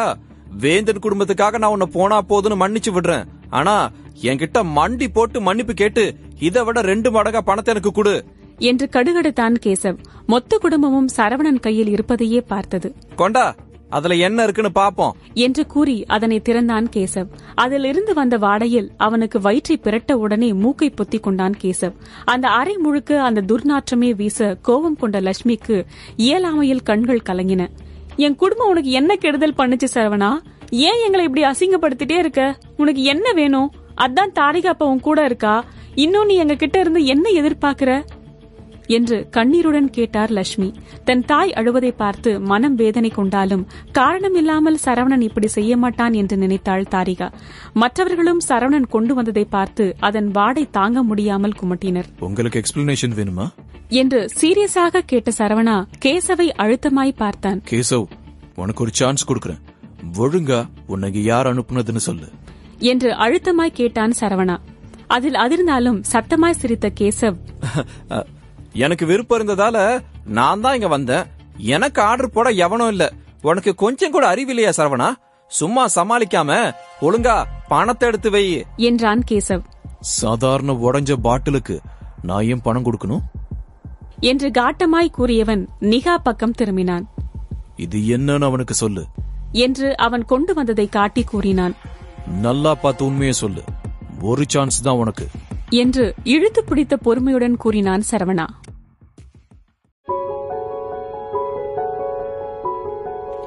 அத்தியாயம் 84. Invalid invitation. சரவணன் கொண்டு வந்ததை பார்த்ததிலிருந்தே நிகா ஆச்சரியத்திலும் குழப்பத்திலும் இருந்தாள். இருந்தும் சரவணனிடம் அவ்வளவு பணம் இல்லை என்று நினைத்தாள். முன்பு இதேபோல் கலிபோர்னியாவும் கொண்டு வந்து ஏமாற்றியதனால் இப்பொழுது அவனை நம்ப தயங்கினாள் நிகா. அவன் சொன்னது போல் உற்று பார்த்தவள் அதனை ஊர்ஜிதப்படுத்திவிட்டு வெற்றியிடம் அதனை கொடுத்தாள். அவரும் மீண்டும் மீண்டும் அதனை கவனமாக பார்த்தார். சில நிமிடம் அதனை உற்று பார்த்த பின் தான் தலையசைத்தார் வெற்றி. நிகா, அது என்னன்னு சொல்லு. அவனை காப்பாத்தணும்னு நினைக்காத என்றான் கேசவ். ஐ திங்க் இது கனோடமா லுசிடம் என்று நன்றாய் உறுதிப்படுத்திக் கொண்ட பின் கூறினாள். வெற்றியும் அதனை நன்றாய் பார்த்து உறுதிப்படுத்தினார். என்ன அது? என்ன நான் வாங்கிட்டு வந்ததை விட பெருசா? அதோட ஓத்து என்ன என்று கால் மேல் கால் போட்டுக் கொண்டு கேட்ட கேசவ், நான் ப்ளூ அண்ட் ஒயிட் போர்சலின் 5 கோடி கொடுத்து வாங்கினேன்.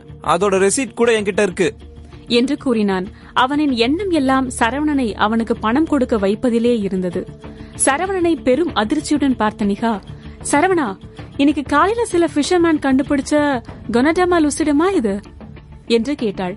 அதற்கு ஆம் என்பது போல் தலையசைத்தான் சரவணா. இன்று காலைதான் அவனுக்கு இதை பற்றிய செய்தி கிடைத்தது. கனடாமா என்பது ஓர் அரிய வகை காளான். அதீத மருத்துவம் குணம் கொண்டது. கலிபோர்னியாவை உருவாக்குவது போல் இதனை உருவாக்கிட முடியும்.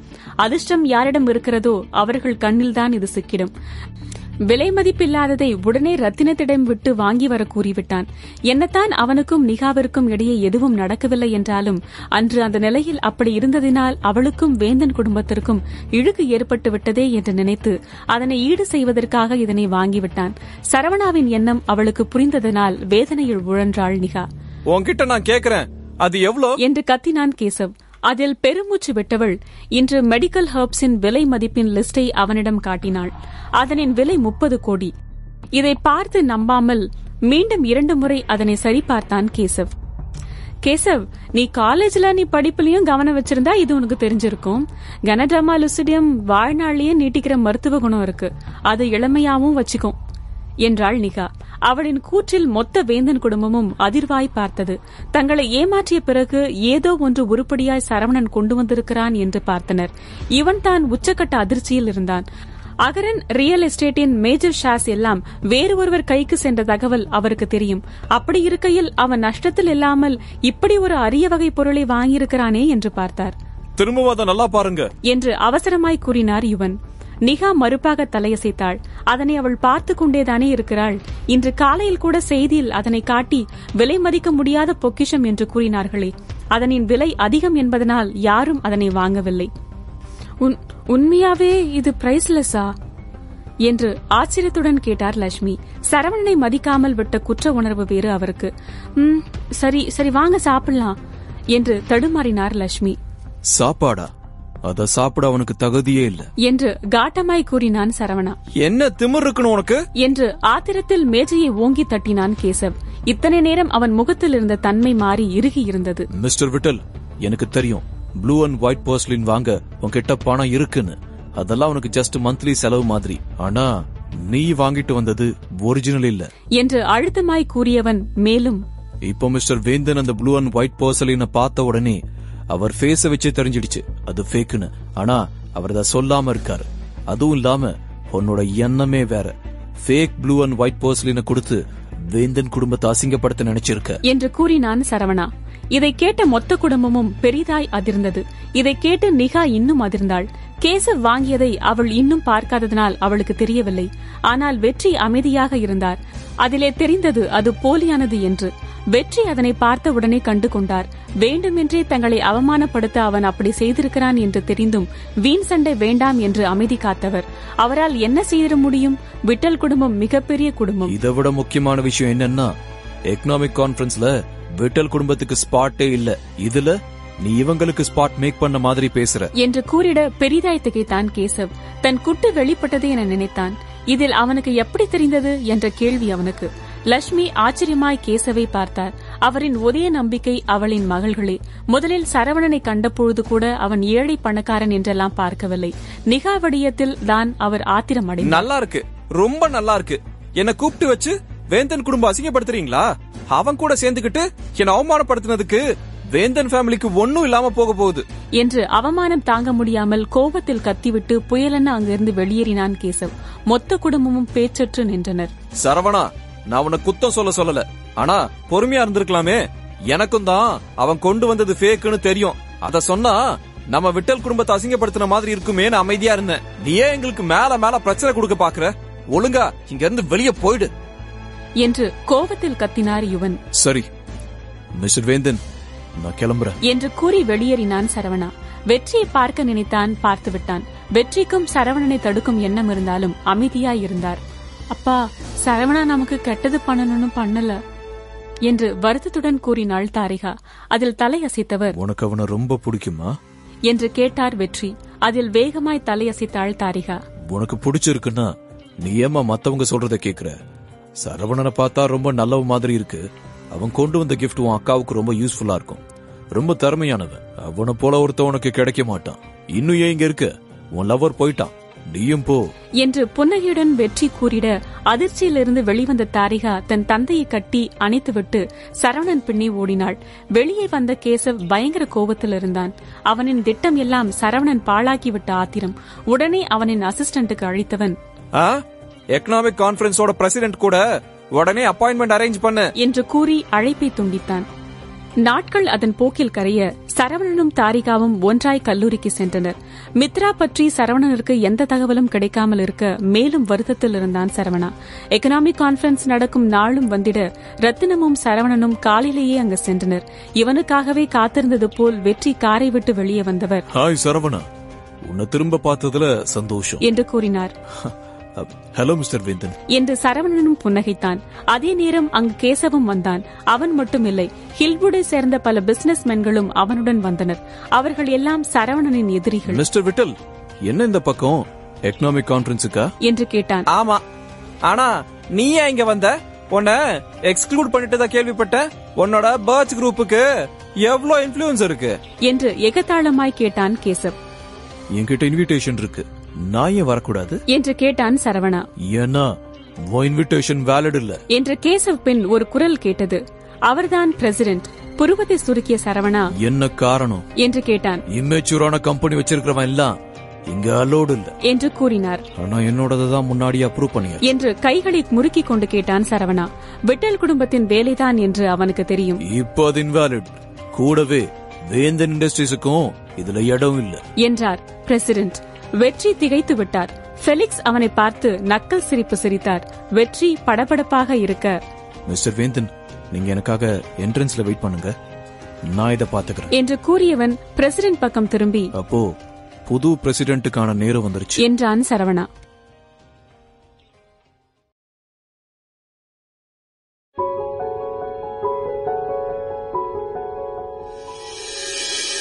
அத்தியாயம் 85. சரவணாவின் ஃபியான்சே. சரவணன் கூறியதை கேட்டு குழப்பமாய் அவனை பார்த்தார் பிரசிடென்ட். என்ன பிரசிடென்ட்ட மாத்த போறேன்னு சொன்னியா? நான் எத்தனை வருஷமா இதுக்கு பிரசிடென்டா இருக்கேன்னு தெரியுமா உனக்கு? இந்த நிலைமைக்கு நான் வர ஹில்வுட்ல எவ்வளவு வேலை பார்த்தேன்னு தெரியுமா? பிரசிடென்ட் நான் இல்லன்னா இங்க ஒண்ணுமே நடக்காது என்று அவர் கூறிட மற்றவர்கள் சரவணனை பார்த்து கேலியாய் சிரித்தனர். பிரசிடென்ட் பின்னே இருந்த கேசவோ வெற்றி களிப்பில் இருந்தான். ஃபெலிக்ஸும் மிகவும் மகிழ்ச்சியாக இருந்தார். அவர்களுக்கெல்லாம் சரவணன் அசிங்கப்படுவதை பார்த்து மிகவும் சந்தோஷமாயிருந்தது. சரவணனை எதிர்க்க வேண்டும் என்றால் நிறைய பணம் செலவாகும் என்று நினைத்தார். ஆனால் இவ்வளவு எளிதில் அது நடந்துவிட்டதே.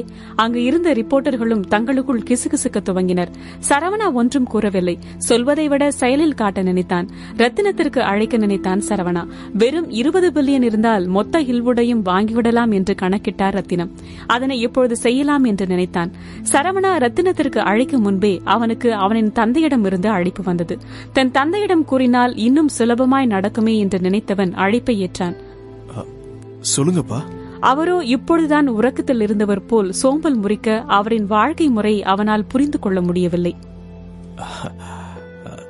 சரவணா, கொஞ்ச நாள் முன்ன நான் என் பழைய ஃப்ரெண்டு கூட ஒன்னா ட்ரிங்க் பண்ணேன். அப்ப நல்ல போதையில இருந்தோம் 2 பேரும். அவன் பொண்ண என் பையனுக்கு கட்டி கொடுக்க ரொம்ப ஆசைப்பட்டான். என்னோட ஒரே புள்ள நீதான். என் பையன் நீ கண்டிப்பா ஹேண்ட்ஸமா இருப்ப, நீயும் சிங்கிள்னு தெரியும். சோ உனக்கு பதிலா நானே ஒத்துக்கிட்டேன் என்று கூறினார். சரவணனோ பேச்சற்று நின்றான். இங்க நான் இவ்வளவு பிரச்சனையில மாட்டிக்கிட்டு இருக்கேன். என்ன அசிங்கப்படுத்த வெயிட் பண்ணிக்கிட்டு இருக்காங்க. இவர் என்னன்னா எனக்கு பொண்ணு பாத்துருக்காரு. பீனிக்ஸ் குடும்பத்தோட அடுத்த வாரிசா இருந்துகிட்டு இப்படி அசால்ட்டா குடிச்சிட்டு வாக்கு கொடுத்துட்டு வந்திருக்காரு என்று நினைத்தான் சரவணா. அப்புறம் அவன் குடும்பம் கொஞ்சம் ஏழை. அவங்க ஃபேமிலி சொத்து மதிப்பை நேத்து தான் செக் பண்ண. ஜஸ்ட் 100 பில்லியன்ஸ் தான் இருக்கு. கோஸ்ட் டவுன்ல இருக்கிற ஜெயக்குமார் ஃபேமிலி. இப்ப நீ என்ன பண்றன்னா சமத்தா அந்த பொண்ணை டேட் பண்ணுவியா? ஓகே, லிமிட்டோட இருடா. சீக்கிரம் என்ன தாத்தாவா கிடாத. சீக்கிரமே உன்னை பார்க்க அவ வருவா என்று கூறி அழைப்பை துண்டித்தார். சரவணா இன்னும் அதிர்ச்சியில் இருந்தான். மடமடவென அவர் பேசி அழைப்பை துண்டித்து விட்டார். அவனின் எண்ணத்தை பற்றி ஒரு வார்த்தை கேட்கவில்லை. அங்கு இருந்த அனைவரும் அவனையே பார்த்துக் கொண்டிருந்தனர். என் ஆபீஸுக்கு வா, என் செக்ரட்டரிய விட்டு உடனே கான்ட்ராக்ட் ரெடி பண்ண சொல்றேன் என்று கடுப்பாக கூறினார் பிரசிடென்ட். இதை பெரிய பிரச்சனையாக்க அவருக்கு விருப்பமில்லை. இன்விடேஷனை உடனே வித்ட்ரா செய்ய நினைத்தார். சரவணா அமைதியாய் அவர் பின்னே நடந்தான். அந்நேரம் மஞ்சள் நிற ஸ்கடரியா ஸ்பைடர் ஒன்று அசோசியேஷன் முன்பு புயல் வேகத்தில் வந்து நின்றது. அது ஒரு லிமிடெட் எடிஷன் கார். 20களின் தொடக்கத்தில் இருக்கும் ஒருவள் காரை விட்டு இறங்கினாள். வெள்ளை நிற கிராப் டாப்பும் கருப்பு நிற ஸ்கினி ஜீனும் அணிந்திருந்தாள். அந்த காரை விட அவளின் அழகு மற்றவர்களின் கவனத்தை வெகுவாய் ஈர்த்தது. அங்கிருந்த ஆடவர்கள் அனைவரும் வாயை பிளந்து கொண்டு வந்திறங்கிய தேவதையை இமைக்காமல் பார்த்தனர். அதில் கேசவும் ஒருவன். மாடல் போல் பேரழகியாய் திகழ்ந்தாள். இதை நீங்க பண்ணணும்னு அவசியம் இல்ல என்று டாம்பாய் போல் இருக்கும் இந்த பேரழகின் அசிஸ்டன்ட் லைலா கூறினாள். எனக்கு இது அவசியம்தான். என் அப்பா எனக்கு என்ன மாதிரியான ஹஸ்பண்ட தேடி கண்டுபிடிச்சிருக்காருன்னு பாக்கணும் என்று ஏற்ற இறக்கத்துடன் கூறியவளின் குரலில் அத்தனை கடுப்பு நிறைந்திருந்தது. கடந்த சில நாட்களில் அவளும் சரவணனை பற்றிய விடயங்களை சேகரித்தாள். ஒவ்வொரு விடயமும் அவளை மேலும் மேலும் கடுப்புற செய்தது. இந்த மனுஷன் குடிச்சிட்டு கண்டவனை என் தலையில கட்டி வைக்க நினைக்கிறாரு. பழைய ஃப்ரெண்ட் பழசாவே இருக்கட்டுமே, எதுக்கு இவருக்கு ஆவாத வேலை என்று கடுகடுத்தாள். நான் வேணும்னா அவரை இங்க வர சொல்லட்டுமா என்று கேட்டாள் லைலா. அதுக்கு அவசியம் இல்ல என்று தீர்க்கமாய் சொன்னவள் கூட்டத்தை கண்டு கொள்ளாமல் நேராக உள்ளே சென்றாள். கூட்டத்திற்கு மத்தியில் வந்தவள் நேராக கேசவை நெருங்கினாள். அவனோ அவளின் அழகில் மதிமயங்கி கிடந்தான். அவளின் அழகிற்கு முன்னால் நிகாவெல்லாம் பக்கத்தில் கூட வர முடியாது என்று நினைத்தான். அந்த பெண்ணின் அதிகார தோரணையே அவனை வெகுவாக கவர்ந்தது. அவள் தன்னை நோக்கி வருவதை பார்த்தவன் விழிகளை கூட எடுக்காமல் அவளையே பார்த்து கொண்டிருந்தான். சரவணா எங்க என்று அழுத்தமாய் கேட்டாள். அதில் லேசாய் புன்னகைத்தவன், இந்த எக்ஸ்பிரஸ் அழகு சரவணனை முட்டாளாக்கதான் இங்க வந்திருக்கா என்று நினைத்தவன், வா நானே உன்னை அவன் கிட்ட கூட்டிட்டு போறேன் என்று அவளுக்கு வழிகாட்டினான் கேசவ். அவளுக்கு உதவுவதை பெரும் கௌரவமாக உணர்ந்தான் கேசவ். ஒன்னும் தேவையில்ல, எனக்கே போக தெரியும், வழிய விடு என்று கேசவை தள்ளிவிட்டு முன்னே நடந்தாள். கேசவ் அசிங்கமா நடைப்பான்னு நினைக்கிறீங்க? அதான் இல்ல. அவள் சொல்லுவதையே பார்த்து கொண்டிருந்தவன், யார் இவ? செம்ம கட்டையா இருக்கா, இவளை எப்படியாவது பிக்கப் பண்ணணும் என்று நினைத்துக் கொண்டான் கேசவ். பிரசிடென்ட் ஆபீஸின் என்ட்ரன்ஸில் சரவணா இன்னுமே அதிர்ச்சி விலகாமல் நின்று கொண்டிருந்தான். உடனே ரத்தினத்திற்கு அழைத்தான். அவன் இந்த எக்கனாமிக் கான்பரன்ஸில் கலந்து கொள்ள வேண்டிய அவசியம் இல்லை என்று அனைவருக்கும் காட்ட நினைத்தான். ரத்தினம் அங்கு வரும் முன்னே ஹீல் சத்தம் கேட்டது. யார் என்று பார்க்க ஆச்சரியமடைந்த சரவணா காற்றை கிழித்துக் கொண்டு வருவது போல் வேகமாய் நடந்து கொண்டு வந்தாள். அவள், இங்க யாரு சரவணா என்று அதிகார தோரணையில் கேட்டாள். அவள் உடன் வந்த லைலா, இங்க 2 பேர் தான் இருக்காங்க. அப்ப உங்க ஃபியான்சே என்ன 60 வயசு கிழவனா என்று காதில் கிசுகிசுத்தாள். வாய மூடு, எப்படி ஒரு கிழவன் என் ஃபியான்சேன்னு சொல்ல முடியும் என்று கத்தியவள் சரவணன் ஆழமாய் பார்த்தாள். பார்க்க நல்லாதான் இருக்கான் என்று மெச்சினாள். நீங்க யாரு? உங்களுக்கு சரவணாவை தெரியுமா என்று பிரசிடென்ட் கேட்டவர் உடனே, அவன்கிட்ட நீங்க ஜாக்கிரதையா இருங்க. இப்ப இவனை ஹில்வுட்ல பிளாக் லிஸ்ட் பண்ணிட்டாங்க. இவன் எல்லாரையும் மட்டமா தான் பாப்பான். பிரச்சனை பண்ணலனா இவனுக்கு நிம்மதியே இருக்காது. இவன் என்னையே ஃபயர் பண்ண போறேன்னு திமுறா சொன்னான் என்று கூறி சிரித்தார். அதில் புருவம் உயர்த்தி பார்த்து கொண்டிருந்தவள் அந்த பிரசிடென்ட்டை முறைத்தாள். சரவணன் மீது இருந்த அதிருப்தி அப்படியே மாறியது. அவன் சொன்னது சரிதான் என்றாள் அவள். பிரசிடென்ட் புரியாமல் பார்க்க, இனிமே நீ பிரசிடென்ட் இல்ல என அழுத்தமாய் கூறினாள். லேசான சிரிப்புடன், இவன் கூட சேர்ந்து அடுத்த பைத்தியம் வந்துடுச்சு போல. உன்னை நான் என்ன போல நினைச்சேன். இரு, இப்பவே மென்டல் ஹாஸ்பிட்டலுக்கு கால் பண்றேன் என்றார் பிரசிடென்ட். உடனே அந்த பெண், நான் நிவேதிதா ஜெயக்குமார், நான் சொல்றேன், உன்னை வேலையை விட்டு தூக்கிட்டேன். இப்பவே இந்த நிமிஷமே உன்னோட திங்ஸ் எல்லாத்தையும் எடுத்துட்டு வெளியே போ என்று கூறினாள். அவ்வளவுதான். பிரசிடென்ட் கூட சேர்ந்து சரவணனும் அதிர்ந்தான். ஆச்சரியமாய் அவளை பார்த்தான். நிவி, இவதான் அகரன் ரியல் எஸ்டேட் மொத்த ஷேர்ஸையும் வாங்கினாளா? இவதான் அகரன் ரியல் எஸ்டேட்ட பர்ச் ரியல் எஸ்டேட்னு மாத்திருக்கா என்று நினைத்தான் சரவணன். பிரசிடென்டின் கைகள் நடுங்கின. வியர்த்து விறுவிறுக்க அவளையே பார்த்தார். வெளியே கேசவ், ஃபெலிக்ஸ் மற்ற அனைவரும் சரவணன் அசிங்கப்பட போவதை பார்க்க மிகவும் ஆர்வமாய் காத்திருந்தனர். உங்க பேரு என்ன சொன்னீங்க என்று மீண்டும் உறுதிப்படுத்திக் கொள்ள தயக்கத்துடன் கேட்டார் பிரசிடென்ட். நிவேதிதா என்று இழுத்து பிடித்த பொறுமையுடன் கூறினாள். அதில் பட்டென்று அவள் முன்னே மண்டியிட்ட பிரசிடென்ட் அங்கிருந்த அனைவருமே பெரும் அதிர்ச்சியுடன் இதனை பார்த்தனர். கோஸ்ட் டவுன்ல இருந்து எக்கானமி கான்பரன்ஸ்ல இன்வெஸ்ட் பண்ண வர இருந்த நிவேதிதா ஜெயக்குமார் நீங்க தானா என்று படபடப்புடனே கேட்டார் பிரசிடென்ட். ஆமா, நீதானே சரவணனை கான்பரன்ஸ் அட்டென்ட் பண்ண விடாம தடுத்தது என்று கேட்டு சரவணனை ஒருமுறை பார்த்தாள் நிவி. கடந்த சில நாட்களில் சரவணை பற்றி அவள் விசாரித்தவரை கிடைத்த தகவல் படி அவளுக்கு அவனை சுத்தமாய் பிடிக்கவில்லை. நஷ்டத்தில் இருக்கும் அகரன் ரியல் எஸ்டேட்டை வேற அவன் வாங்க நினைக்க அவனுக்கு ரசனை இல்லை. அவனிடம் பணம் இல்லை, சரியான புத்தி இல்லை, தனக்கு சமமானவன் இல்லை என்று நினைத்தாள். ஆனால் இப்போ இந்த நொடி அவள் மனதில் வேறு ஓடியது. நாங்க இருந்து இவ்வளவு தூரம் ஹில்வுட் வரைக்கும் வந்து இன்வெஸ்ட் பண்ண ஒரே ஒரு காரணம் சரவணாதான் என்று கூறினாள். அப்போ என்கிட்ட சொன்னது இவன் கொலை பண்ண ஆளுங்களை ஏற்பாடு பண்ண நினைச்சது என்று அவளின் காதை கடித்தாள் லைலா. அதில் அவளை முறைத்தவள், வாய மூடு, என் ஃபியான்சியை நான் என்ன வேணாலும் பண்ணுவேன் என்று சீறினாள் நிவேதிதா.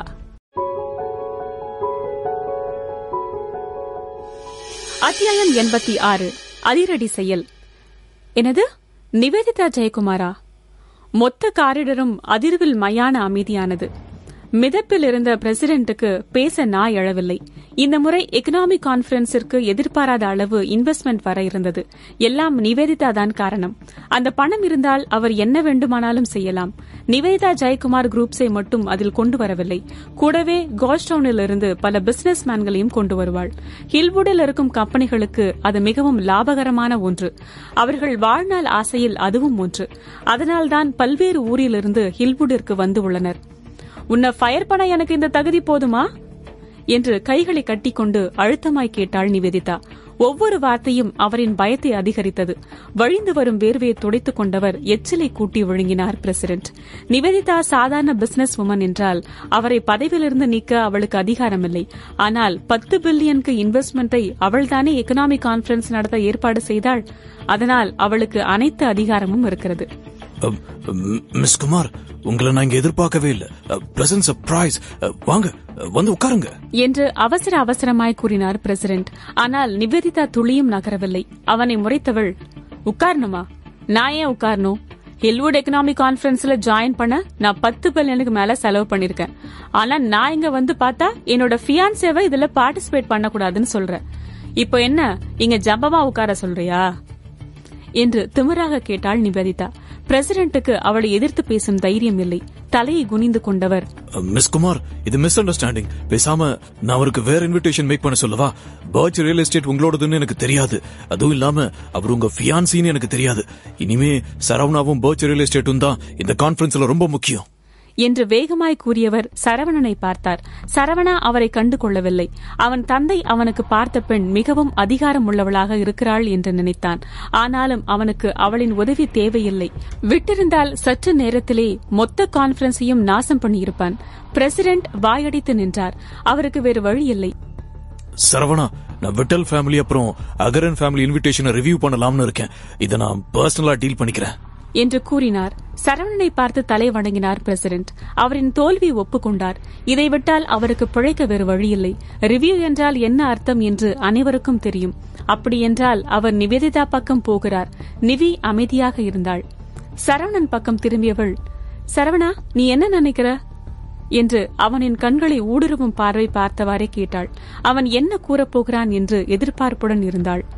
அவளின் பார்வையை உணர்ந்தாலும் வேண்டுமென்றே அதனை தவிர்த்து என்று திக்கினான் சரவணா. எனக்கு ஓகே. நிவேதிதாவிற்கு சரவணனை பிடிக்கவில்லை. அதேபோல்தான் அவனுக்கும். அவள் அழகிதான், அனைவரையும் கவருகிறாள்தான். ஆனால் சரவணனை அது ஈர்க்கவில்லை. அவளின் குணம் மிகவும் அழுத்தமாயிருந்தது. அவளின் அழுத்தமும் அதிகாரமும் அவள் அருகில் இருப்பவனால் நன்றாய் உணர முடிந்தது. என்ன, இவனுக்கு ஓகேவா? எல்லாத்துக்கும் மண்டியாட்டினா என்ன அர்த்தம்? இவன் நமக்கு செட் ஆக மாட்டான் என்று நினைத்தாள் நிவேதிதா. மிஸ்டர் சரவணா, நீங்க ரொம்ப நல்லவர், ரொம்ப நன்றி என்று நிம்மதி மூச்சுடன் கூறினார் பிரசிடென்ட். ஏதோ மரண தண்டனையிலிருந்து தப்பித்தது போன்ற உணர்வு அவருக்கு. அங்கு பெலிக்ஸும் கேசவும் வந்திட, மகேந்தர், சீக்கிரம் அவனை இங்க இருந்து வெளியே அனுப்பு. நம்ம கான்பரன்ஸ் ஸ்டார்ட் பண்ணணும். கோஸ்டவுன்ல இருந்து பெரிய இன்வெஸ்டர்ஸ் எல்லாம் வரப்போறதா கேள்விப்பட்டேன் என்று ஆர்வமாய் கூறினார் பெலிக்ஸ். ஆமா மகேந்தர், சீக்கிரம். இங்க வரப்போற இன்வெஸ்டர் நேம் என்ன சொன்னீங்க? கண்டிப்பா எங்களுக்கு அவரை இன்ட்ரோ கொடுக்கணும் என்று கூறி சிரித்தான் கேசவ். முன்பின் தெரியாத இடத்தில் மிகப்பெரிய தொகையை இன்வெஸ்ட் செய்ய வந்தால் அவர்களை ஏமாற்றி பணம் சம்பாதிக்கலாம் என்று அவனின் எண்ணம். பிரசிடென்ட் மகேந்திரன் முகம் இன்னும் இறுகியது. இவனுங்க வேற நேரங்காலம் புரியாம பேசிக்கிறானுங்க. இந்த பைத்தியக்காரன்களை கூட வச்சுக்கிட்டது ஏன் தப்புதான் என்று வருந்தினார் பிரசிடென்ட். மகேந்தர், சீக்கிரம் இந்த குப்பைய வெளியே அனுப்பு. எவ்வளவு சீக்கிரம் இவனை வெளியே அனுப்புறோமோ அவ்வளோ நல்லது. இந்த அழகான பொண்ணு வேற இங்க நம்மள பாத்துக்கிட்டே இருக்கா என்று அங்கு நடந்தது தெரியாமல் வழிந்தான் கேசவ். அவனை அவள் வெகுவாக கவர்ந்து விட்டாள். நிவேதிதா நக்கலாய் பார்த்தாள். மகேந்திரனுக்கு அவர் செய்த தவற்றை திரித்துக் கொள்ள கடைசியாய் ஒரு வாய்ப்பு கிடைத்தது. இத நானே சரி பண்றேன். அவர் குரலில் உள்ள மாற்றத்தை கண்டு கொண்ட கேசவ் புருவம் சுருக்கி, மகேந்தர், நீங்க ஒரு எக்ஸ்பீரியன்ஸ்டு பிசினஸ்மேன். ரொம்ப ஆர்வத்துல குழம்பாதீங்க. கோஸ்ட் டவுன்ல இருந்து ஹில்வுட்க்கு பெரிய இன்வெஸ்டர் தான் வராங்க. இந்த சரவணா சாதாரண ஆளு. நீங்க ஏன் இப்போ 2 கான்ட்ராக்ட் கொண்டு வரீங்க என்று அவர் கையில் இருக்கும் 2 கான்ட்ராக்டை பார்த்து கேட்டான். குழப்பத்துல அவசரப்பட்டுட்டீங்க போல. ஒன்ன வச்சிட்டு வாங்க, அந்த பொண்ணு நம்மளதான் பாக்குறா என்று கூறினான் கேசவ். பொதுவாக கேசவ் அமைதியானவன்தான். ஆனால் இன்று மொத்தமாய் மாறிவிட்டான். நிவேதிதா அழகில் மயங்கி அவனின் கட்டுப்பாட்டை இழக்கிறான். அவள் முன்னே பீற்றிக் கொள்ள நினைத்தான். ஆனால் அவளோ அவனை ஏறெடுத்தும் பார்க்கவில்லை. மகேந்தர் மறுப்பாக தலையசைத்து, இது விட்டலன் அகரன் ஃபேமிலியோட டெர்மினேஷன் கான்ட்ராக்ட். ரிவ்யூ பண்ணதுக்கு அப்புறம் இனி எக்கானமி அசோசியேஷன் அகரன் ஃபேமிலி பிசினஸ் பத்தியும் விட்டல் ஃபேமிலி பிசினஸ் பத்தியும் கண்டுக்காது. எங்களுக்கு அதுக்கும் எந்த சம்பந்தமும் இல்ல கூறினார். இதை கேட்டு இருவருமே பெரிதாய் அதிர்ந்தனர். அகரன் குடும்பத்திற்கு என்ன, ஆனால் என்ன, விட்டல் குடும்பத்தில் கௌரவம் எத்தகையது? அவர்களையே கலந்து கொள்ளக்கூடாது என்கிறாரே என்று பார்த்தான் கேசவ். இந்த விடயத்தால் 4 முக்கிய குடும்பம் என்ற அந்தஸ்து அவர்கள் குடும்பத்தை விட்டு போகும். மகேந்தர், என்ன பேசுறீங்க என்று முகத்தை சுருக்கி கேட்டான் கேசவ். அதில் கையில் இருந்த கான்ட்ராக்டை கீழே விட்டெறிந்தவர், ஏன் உனக்கு காது சரியா கேட்கலையா என்று திமிராக கேட்டார் மகேந்தர். அவரின் நடவடிக்கை மொத்தமாய் மாறியது. கேசவுக்கு நடப்பது ஒன்றும் புரியவில்லை. ஏன் என்று கர்ஜித்தான் கேசவ். அவன் கண்ணில் ரௌத்ரம் தெரித்தது. மகேந்தர், திரும்ப நல்லா யோசிங்க. விட்டல் குடும்பத்தை எதிர்க்க துணிஞ்சிட்டீங்களா என்று கேட்டான். என்கிட்டே நீ விளக்கம் கேக்குறியா? உனக்கு நான் என்ன காரணம் சொல்றது? பர்ச் ரியல் எஸ்டேட்ட கான்பரன்ஸ்ல கலந்துக்க விடக்கூடாதுன்னு ஆர்டர் போட்டியே, அதுலயே விட்டல் குடும்பம் எவ்வளவு குறுகிய புத்தி உள்ளவங்கன்னு புரிஞ்சது. இந்த எக்கானமி கான்பரன்ஸ்ல உன்ன மாதிரி ஆளுங்களுக்கு இடம் இல்ல என்று கூறிய உடனே அங்கு இருக்கும் செக்யூரிட்டி கார்ட்ஸை பார்க்க அவரும் அர்த்தத்தை புரிந்து கொண்டு உடனே, மிஸ்டர் விட்டல், பிளீஸ் வெளியே வாங்க என்று வெளியே கை காட்டினான். தன்னையே வெளியே செல்ல சொல்கிறாரா என்று அதிர்வாய் பார்த்தான் கேசவ். மகேந்தர் சொன்னது ஒன்று, இப்போது செய்வது ஒன்றாக இருந்தது. அவனுக்கு அவமானத்தில் ஆத்திரம் அதிகரித்தது. வெளியே வேறு ரிப்போர்ட்டர்ஸ்கள் காத்து கொண்டிருந்தனர். எக்கனாமி அசோசியேஷனால் மொத்த ஹில்வுடையும் பரபரப்பாக இருந்தது. முக்கிய குடும்பமான விட்டல் குடும்பத்தையே அசோசியேஷனில் இருந்து நீக்கிவிட்டனர். கேசவின் முகம் கோவத்தில் சிவந்தது. எதுக்கு நீங்களா போட்டோ எடுக்கிறீங்க என்று இருந்த கோவத்தில் அவர்களிடம் பாய்ந்தான் கேசவ். இருந்தும் அவர்கள் சும்மா இருப்பார்களா? மிஸ்டர் விட்டல், இங்க என்ன நடக்குதுன்னு நீங்க கொஞ்சம் சொல்றீங்களா? நீங்களும் அசுரன் குடும்பமும் சேர்ந்து இன்விடேஷன்ல ஏதாவது குளறுபடி பண்ணீங்களா என்று ஒவ்வொருவரும் கேள்வி கணைகளை செலுத்தினர். கேள்விகளுக்கு பதில் சொல்ல முடியாதவன் வேக வேகமாய் காரில் ஏறி அமர்ந்தான். காரில் ஏறியதுமே தன் தந்தைக்கு அழைத்தவன், அப்பா, மகேந்தர் நம்மள ஏமாத்திட்டான். நம்மள கான்பரன்ஸ்ல ஜாயின் பண்ண மறுத்துட்டான். நம்மள வேணும்னே கூப்பிட்டு வச்சு அசிங்கப்படுத்தி அனுப்பியிருக்கான்ப்பா என்று எரிச்சலுடன் கூறினான் கேசவ். அங்கு பெலிக்ஸும் கேசவும் சென்ற பின் சென்றுவிட, மிஸ் குமார், நான் டீல் பண்ண விதம் உங்களுக்கு ஹாப்பியா என்று அடக்கமாய் கேட்டார் மகேந்திரன். என்று அலட்டிக் கொண்டாள் நிவேதிதா. அதில் புன்னகைத்த மகேந்தர், அப்போ எக்கானமி கான்பரன்ஸ்ல என்னோட பொசிஷன் என்று இழுத்தார். அதில் அவரை வெறித்தவள், அதான் நான் முன்னவே சொன்னேன்ல, உங்களுக்கு காது கேட்கலையா? நான் ஒரு தடவை சொன்னதுதான். என் பேச்சுக்கு மறு பேச்சு இல்ல. நீங்க பிரசிடண்டா இருக்கிற வரைக்கும் நான் ஹில்வுட்ல இன்வெஸ்ட் பண்ண மாட்டேன். அப்புறம் அகரன் குடும்பத்தையும் விட்டல் குடும்பத்தையும் ஒழுங்கா இருக்க சொல்லு. என் ஃபியான்சே வழியில வந்தா சாகரத்துக்கு ரெடியா இருக்கணும் அவங்க என்றாள் நிவேதிதா.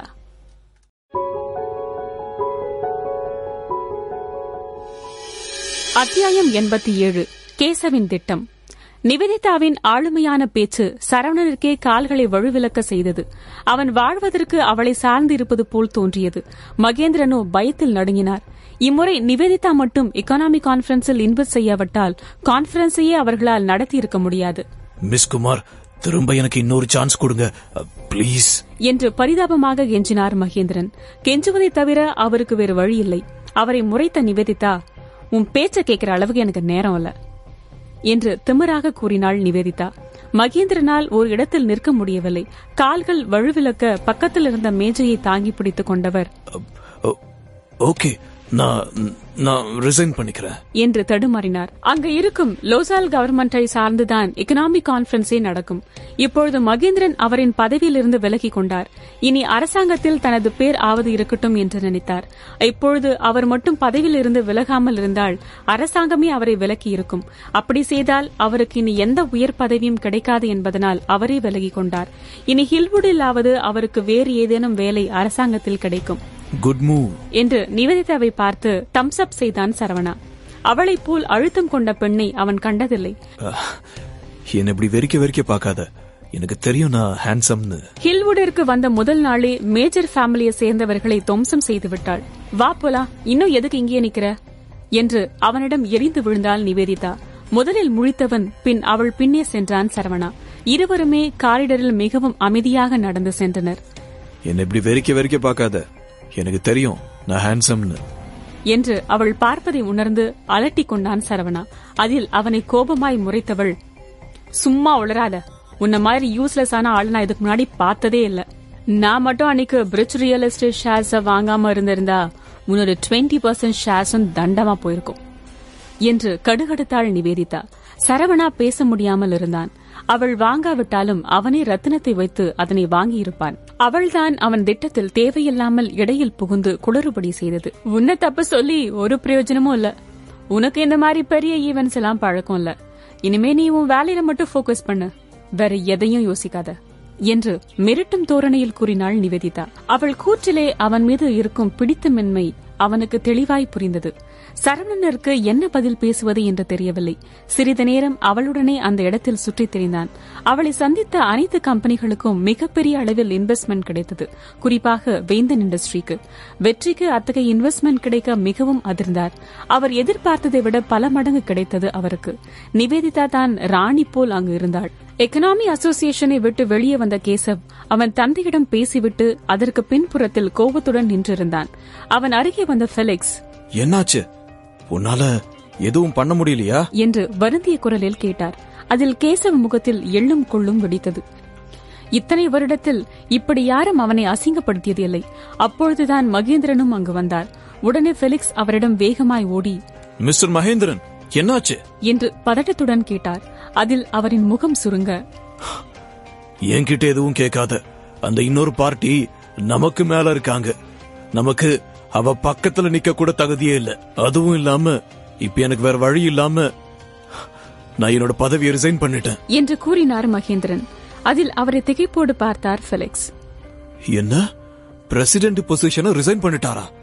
அந்த பொசிஷன் மூலமா அவருக்கு எவ்வளவு பெரிய கனெக்ஷன்ஸ் எல்லாம் கிடைக்கும். யாராவது ஏதாவது குறுக்கு வழியில பண்ணணும்னு நினைச்சா அதுல லஞ்சமா வர்ற பணம் மட்டுமே அவ்வளோ இருக்கும். வாழ்நாள் முழுக்க மத்தவங்களால சம்பாதிக்க முடியாதத அதுல சம்பாதிக்கலாம் என்று மனதில் நினைத்தார் ஃபெலிக்ஸ். ஏன் என்று கர்ஜித்த கேசவ் உடனே அவரின் சட்டை காலரை பற்றி, நீ ரிசைன் பண்ண போறதுனா என்ன, இதுக்காக எங்களை அசோசியேஷன்ல இருந்து வெளியே அனுப்புன என்று கத்தினான். மகேந்திரனை சும்மா விடும் எண்ணம் அவனுக்கு இல்லை. மகேந்திரன் முகம் வாடிட, அது அங்கிருந்த அந்த பொண்ணு நிவேதிதா என்று கூறிட ஃபெலிக்ஸும் கேசவும் அப்படியே நின்றனர். அப்போ இந்த தடவை எக்கானமிக் கான்பரன்ஸுக்கு இன்வெஸ்ட் பண்ணது அவதானா? அவதான் நிவேதிதா ஜெயக்குமாரா என்று திகைப்புடனே கேட்டனர். ஆமா, தலையசைத்தார் மகேந்திரன். அது மட்டும் இல்ல, அவதான் சரவணாவோட ஃபியான்சேவா என்று மேலும் கூறினார். ஏற்கனவே நிவேதிதா பெயரை கேட்டு அதிர்ச்சியில் இருந்தவன் இப்பொழுது இன்னும் உறைந்து விட்டான் கேசவ். பொறாமையும் ஆத்திரமும் அவனுக்கு அதிகரித்தது. இப்பொழுதுதான் அவனுக்கு சில விடயங்கள் புரிவது போல் இருந்தது. சரவணா அகரன் ரியல் எஸ்டேட்டை வாங்கிய காரணம் அவனுக்கு பின்னால் இருக்கும் ஆள். அதுவும் இல்லாமல் அவனிற்கு அதிகமாயிருக்கும் எதிரிகள். எல்லாவற்றிற்கும் ஒரே பதில் நிவேதிதா ஜெயக்குமார். சரவணா அவளின் ஃபியான்சியவாக இருப்பதனால் இத்தனை இடர்பாடுகள். அப்புறம் நிவேதிதா உங்க 2 பேரையும் அவ வழியில தலையிடக்கூடாதுன்னு சொல்லியிருக்கா. கவனமா இருங்க என்று கூறினார் மகேந்திரன். இதை கேட்டு ஃபெலிக்ஸ் அதிர, கேசவும் திகைத்தான். உடனே அப்பாவுக்கு கால் பண்ணி நடந்ததை சொல்லலாமா? அப்படின்னா விட்டல் குடும்பத்தினால நிவேதிதாவை எதிர்க்க முடியுமா என்று யோசித்தான். என்ன யோசிக்கிறீங்க என்று கேசவ் கேட்க ஃபெலிக்ஸ் பதட்டத்தில் இருந்தார். பேசாம நம்ம சரவணன் கிட்டயே பேசி பார்க்கலாமா? இந்த முறை நடக்கிற எக்கானமிக் கான்பரன்ஸ் அகரன் குடும்பத்துக்கு ரொம்ப முக்கியம். இந்த சான்ஸ விட்டா அகரன் ஃபேமிலி நிலைமையை நினைச்சாலே பயமா இருக்கு. மிஸ்டர் விட்டல், கேம்பஸ் ரோட்ல இருக்க லேண்ட எங்களுக்கு குடுக்கறதா நீங்க ப்ராமிஸ் பண்ணீங்க. மத்ததெல்லாம் விடுங்க. சப்போஸ் இதெல்லாம் சரவணா கைக்கு போனா நம்ம கதை அவ்வளோதான் என்று கேட்டான் கேசவ். என்று கூறிய ஃபெலிக்ஸின் கைகள் நடுங்கியது. கேம்பஸ் ரோடில் இருக்கும் அந்த கன்ஸ்ட்ரக்ஷன் சைட் அகரன் குடும்பத்திற்கு மிக முக்கியம். முனிசிபல் கவுன்சிலில் மிகப்பெரிய ப்ராஜெக்ட் அது. அகரன் ரியல் எஸ்டேட் மொத்த ரெப்புடேஷனையும் நாசம் பண்ணிவிட்டது. இப்பொழுது அவருக்கு சரவணன் காலில் விழுவதை தவிர வேறு வழியில்லை. கேசவ் எரிச்சலில் நின்றான். பொழைச்சு போன்னு விட நினைக்கிறவன் ஏன் மகேந்திரன் மட்டும் விடணும்? நமக்கும் அவருக்கும் வித்தியாசம் இல்ல. சரவணா மாதிரியான ஆளு அவ்வளவு சீக்கிரம் விடுற ஆள் இல்லையே என்று நினைத்தான் கேசவ். நான் அவனுக்கு கால் பண்ணி கேக்குறேன் என்று வேண்டா வெறுப்பாக கூறினான் கேசவ். ஏதாவது செய்ய வேண்டும் என்று நினைத்தான். எக்கானமிக் அசோசியேஷன் மட்டும் இல்லை என்றால் விட்டல் குடும்பத்தின் நிலை மோசமாகிவிடும். வேறு ஒரு போன் கால் செய்த கேசவ் நிலைமையை விளக்கினான். அப்பா, இப்ப நம்ம கோவப்பட்டு ஒன்னும் ஆக போறதில்ல. ஆனா சரவணா ஹெட்டா இருக்கிற வர நமக்கு அவன் சான்ஸ் கொடுக்க மாட்டான் என்று கூறினான். சரவணா அவனின் அதிகாரத்தை காட்டினால் கேசவ் இருந்த இடம் தெரியாமல் போய்விடுவான். சரி சரி, எது பண்ணாலும் பார்த்து பண்ணு. கொஞ்ச நாளாவே ஹில்வுட்ல நிலைமை சரியில்லை. கேசவின் தந்தை கூறினார். தமக்கு ஒன்று வேண்டும் என்றால் எப்பேற்பட்ட அசிங்கத்தையும் அவமானத்தையும் பொறுத்து கொண்டுதான் மேலே முன்னேற வேண்டும் என்று நினைத்தார். ஆனால் கேசவ் அவனின் தந்தை சொன்னதை தவறாக புரிந்து கொண்டான். போனை வைத்தவன் லேசான புன்னகையுடன், இனி நம்ம வேலையை காட்டுவோம் என்று கூறிட உடனே மகிழ்ந்தார் ஃபெலிக்ஸ். நாம எல்லாரும் ஒன்னா சேரணும். ஹில்வுட்டுக்கு வந்த நிவேதிதாவ அவ்வளோ ஈஸியா இங்க இருந்து அனுப்பிட முடியாது என்று அவளை குறிவைத்து கூறினான். உள்ளே அசோசியேஷனில் இருந்த நிவேதிதா கையில் வைனுடன் சரவணனை பார்த்து, நமக்குள்ள இருக்கிற வித்தியாசம் என்னன்னு உனக்கு புரிஞ்சிருக்கும்னு நினைக்கிறேன் என்று கூறினாள் நிவேதிதா. அவனுக்கு நன்றாய் புரிந்தது. நீ என்கிட்ட இருந்து தள்ளி இருக்கிறதா உனக்கு நல்லது சரவணா. ஒழுங்கா இருந்தா உன்னை பிரிட்ஜ் ரியல் எஸ்டேட்டுக்கு நான் பிரசிடென்ட் ஆக்கிடுவேன் என்று கூறினாள். ஒழுங்கா இல்லன்னா? வேண்டும் என்றே கேட்டான் சரவணா. அப்படி இல்லைன்னாலும் எனக்கு என்ன பண்ணணும்னு எனக்கு தெரியும். பணத்தை வச்சு என்ன வேணாலும் பண்ணலாம் என்று கூறினாள். அந்நேரம் அங்கு அவசரமாய் ஒருவர் ஓடி வந்து, மிஸ்டர் சரவணா, வெளியில பிரச்சனை என்று அரக்க பறக்க கூறினார். என்னாச்சு என்று சரவணன் கேட்க, நீங்க உடனே வாங்க என்று கூறிட வேகமாய் ஓடினான் சரவணா. ஆனால் நிவேதிதா நகரவில்லை. அவள் அங்கேயே அமர்ந்து கொண்டு வெளியே வேடிக்கை பார்த்துக் கொண்டிருந்தாள். லைலா அவள் பக்கம் வந்தவள், அவரே உங்களை வெறுக்க வைக்கதான் இப்படி பண்றீங்கன்னு தெரியும். ஆனா அவருக்கும் உங்க மேல இன்ட்ரெஸ்ட் இல்ல போல என்று கூறினாள். என் அப்பா எனக்கு எப்படி இப்படி ஒருத்தனை பார்த்தாரு என்று எரிச்சல் அடைந்தாள் நிவேதிதா.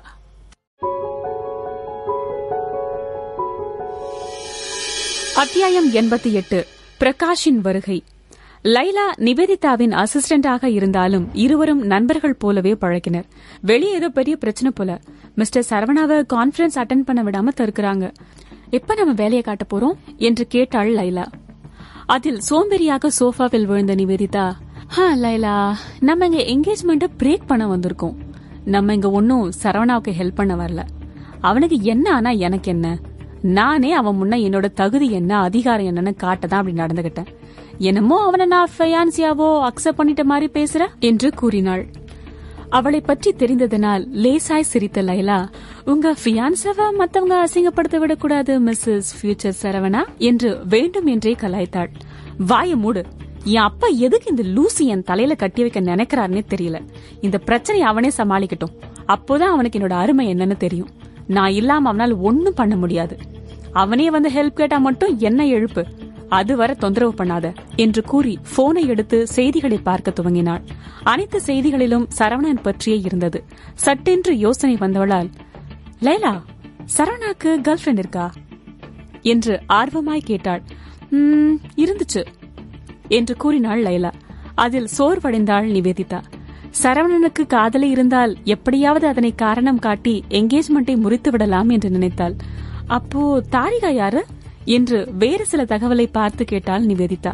லைலா அவள் லேப்டாப்பில் இருக்கும் தகவல்களை பார்த்த பின், மேபி அவருக்கு அந்த பொண்ணை பிடிச்சிருக்கலாம் என்றாள். அப்போ அவங்க 2 பேரும் ஒன்னா இருந்திருக்காங்களா என்று ஆர்வமாய் கேட்டாள் நிவி. எனக்கு தெரிஞ்சவரை அவங்க ஒன்னா கை கோத்துட்டு கூட நடந்ததில்ல என்றாள் லைலா. அதில் முகத்தை சுருக்கிய நிவி, சா, இந்த சரவணன் ஏன் இப்படி இருக்கான்? இவன் சரிப்பட்டு வரமாட்டான். நம்ம தான் அவங்க 2 பேரும் ஒன்னா நைட் ஸ்பெண்ட் பண்ண பிளான் பண்ணணும் என்று தீவிரமாய் யோசித்தாள் நிவி. நீங்க இப்ப பண்ற வேலைக்கு என்ன அர்த்தம்னு தெரியுமா என்று லைலா சிரித்துக் கொண்டே கேட்க, எல்லாம் என் நேரம், இதுல இருந்து தப்பிக்க இந்த வேலையெல்லாம் பண்ண வேண்டியதா இருக்கு என்று தலையில் அடித்துக் கொண்டாள். சில கிஃப்ட்ஸ் ரெடி பண்ணு, நானே வேந்தன் ஃபேமிலிக்கு நேரா போய் சரவணனுக்கு பதிலா தாரிகா கிட்ட அவன் லவ் பத்தி பேசுறேன். இப்படி பண்ணா கூடிய சீக்கிரமே 2 பேரும் ஒன்னா சேர்ந்துருவாங்க, என் ரூட்டும் கிளியர் ஆயிடும் என்று மகிழ்வாய் கூறிட லைலா அதிர்வுடன் அவளை பார்த்தாள். வெளியே பெரிய போராட்டமே நடப்பது போல் இருந்தது. பிரிட்ஜ் கம்பெனியில் கான்ட்ராக்ட் சைன் செய்தவர்களை தவிர அனைவரும் சரவணனுக்கு எதிராக சத்தம் போட்டுக் கொண்டிருந்தனர். அவர்களுக்கு தலைவனாக கேசவ் நின்றிருந்தான். அப்பேற்பட்ட குடும்பத்திலிருந்து வந்தவன் அவ்வளவு எளிதில் விட்டுவிடுவானா? சரவணனின் எதிரிகள் அனைவரும் அவனுக்கு எதிராய் நின்றிருந்தனர். அவன் அந்த எக்கனாமிக் கான்பரன்ஸில் கலந்து கொள்ளக்கூடாது என்று கூச்சலிட்டுக் கொண்டிருந்தனர். அனைத்து தொழிலதிபர்களும் கேசவ் பக்கம் நின்று சரவணனை கடிந்து கொண்டிருந்தனர். கேசவ் இதுதான் நல்ல வாய்ப்பு, நிவேதிதாவிற்கு யார் சிறந்தவன் என்று காட்டிட என்று நினைத்தான். சரவணா, நீ நிஹாரிகா கூட ஹோட்டல்ல படுத்தத கேள்விப்பட்டேன். எப்படி இருந்துச்சு அந்த ஃபீல்? மேக் லவ் பண்ணிட்டு அவளை அப்படியே விட்டுட்டு வந்துட்டியா என்ன என்று வேண்டுமென்றே கத்தினான் கேசவ். அவனின் மானத்தை வாங்கிட துடித்தான். இதனால் நிவேதிதாவையும் சரவணாவையும் காப்பாற்றிட முடியாது என்று நினைத்தான். உடனே அந்த செய்தி பரவிட அனைத்து ரிப்போர்ட்டர்களும் சரவணனிடம் கேள்வி மேல் கேள்வி கேட்டனர். சரவணனோ கேசவால் என்ன செய்ய முடியட்டுமோ அவ்வளவு செய்யட்டும் என்பது போல் பார்த்துக் கொண்டிருந்தான். உள்ளே இருந்த நிவேதிதாவோ இதனை கேட்டு உடனே வேகமாய் எழுந்து அமர்ந்தாள். அவர் உங்ககிட்ட ஹெல்ப் கேட்டு வரல என்றாள் லைலா. வர ஆத்திரத்துக்கு அவன் அறையலாமான்னு இருக்கு. சே, இவ்ளோ கேவலமானமா இருக்கான். தாரிகா பின்னால சுத்திட்டு அவ அக்கா கூட படுத்திருக்கான் என்று கடுகடுத்தாள் நிவேதிதா. ஆனாலும் அவள் வெளியே செல்லவில்லை. சரவணா உடனே நிகாவிற்கு ரத்தினத்திற்கும் அழைக்க நினைத்தான். விட்டல் குடும்பத்திற்கு எதிராக ரத்தினம் அனைத்தையும் சேகரித்து விட்டார். அது ஒன்றே போதும் மொத்த குடும்பத்தையும் வீழ்த்த. ஆனால் இங்கு நிறைய பேர் இருப்பதனால் அவனால் யாருக்கும் அழைக்க முடியவில்லை. அப்பொழுது ஒருவர் சரவணனை நோக்கி வந்தவர், மிஸ்டர் சரவணா என்று அழைத்தார். சரவணா திரும்பி பார்க்க அன்று பிரிட்ஜில் அவன் கார் கொடுத்த முதியவர் வந்திருந்தார். நீங்களும் இந்த எக்கானமிக் கான்பரன்ஸ் அட்டெண்ட் பண்ண வந்திருக்கீங்களா என்று கேட்டார் பிரகாஷ். அதில் தயக்கத்துடன் சிரித்த சரவணா, நான் உங்களை இங்க பாப்பின் எதிர்பார்க்கல மிஸ்டர் பிரகாஷ் என்றான். ஹில்வுட்ல நடக்கிற எக்கானமிக் கான்பரன்ஸ் பத்தி தெரிஞ்சுக்க இங்க வந்தேன் என்று கூறினார் பிரகாஷ். அதனை பார்த்துக் கொண்டிருந்த பெலிக்ஸ் எரிச்சல் அறிந்தார். ஒரு வழியாய் சரவணனை அசிங்கப்படுத்த அவருக்கு வாய்ப்பு கிடைத்தது. இன்று சரவணனை பற்றி அனைத்தையும் வெளியே கூறிடலாம் என்று நினைத்தார்.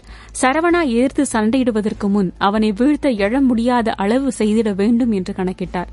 பிரகாஷை ஆத்திரத்தில் தள்ளிவிட்ட பெலிக்ஸ், நீ எங்க இருந்து வந்தடா கிழவா? உனக்கெல்லாம் எக்கானமிக் கான்பரன்ஸ் அட்டெண்ட் பண்ண தகுதியே இல்ல என்று கர்ஜித்தார். பெலிக்ஸ் தள்ளிய வேகத்தில் தரையில் விழுந்திருந்தார் பிரகாஷ். பெலிக்ஸ் முரட்டுத்தனமாய் அவரை தள்ளிவிட்டிருந்தார். அடித்து பிடித்து தானே பல நிலங்களை அபகரித்து உள்ளார். அந்த முரட்டுத்தனம் இப்பொழுது வெளிப்பட்டது. இரக்கம் பார்த்து அமைதியாயிருந்தால் தலைவனாக முடியுமா? பிரகாஷ் இன்னும் எழாமல் இருப்பதை பார்த்த பெலிக்ஸ், முதல்ல இங்க இருந்து வெளியே போ. சும்மா அடிபட்ட மாதிரி நடிச்சு ஏமாத்த பாக்காத. நான் ஒன்னும் வெட்டியா இல்ல என்று கத்தினார். சரவணா வேகமாய் பெலிக்ஸை நெருங்கி அவருக்கு உதவி செய்தவன், நீங்க ஓகேவா மிஸ்டர் பிரகாஷ்? நான் உங்களை உடனே ஹாஸ்பிட்டல் கூட்டிட்டு போறேன் என்று கரிசனையுடன் கூறினான் சரவணா. அதில் அவனை பார்த்து லேசாய் புன்னகைத்தார். வளர்ந்து வரும் தொழிலதிபருக்கு இந்த கான்பரன்ஸ் எவ்வளவு முக்கியம் என்று அவருக்கு தெரியும். அப்படி இருக்கையில் தன் நலனின் அக்கறை கொள்கிறானே என்று நினைத்த பிரகாஷ், எனக்கு ஒன்னும் இல்ல. அம்மா, இங்க என்ன நடக்குது என்று கேட்டார். சுற்றி முற்றி பார்த்ததில் ஏதோ பிரச்சனை என்று தெரிந்தது அவருக்கு. அது ஒண்ணும் இல்ல, இத நான் ஹேண்டில் பண்ணிக்கிறேன் என்று அசால்ட்டாக கூறினான் சரவணா. மிஸ்டர் சரவணா, அவங்க உங்க மேல அனாவசியமா பழி போடுறதா கேள்விப்பட்டேன். எனக்கு மத்தவங்க சொல்றத பத்தி எதுவும் தெரியாது. ஆனா எனக்கு உங்களை பத்தி நல்லா தெரியும்.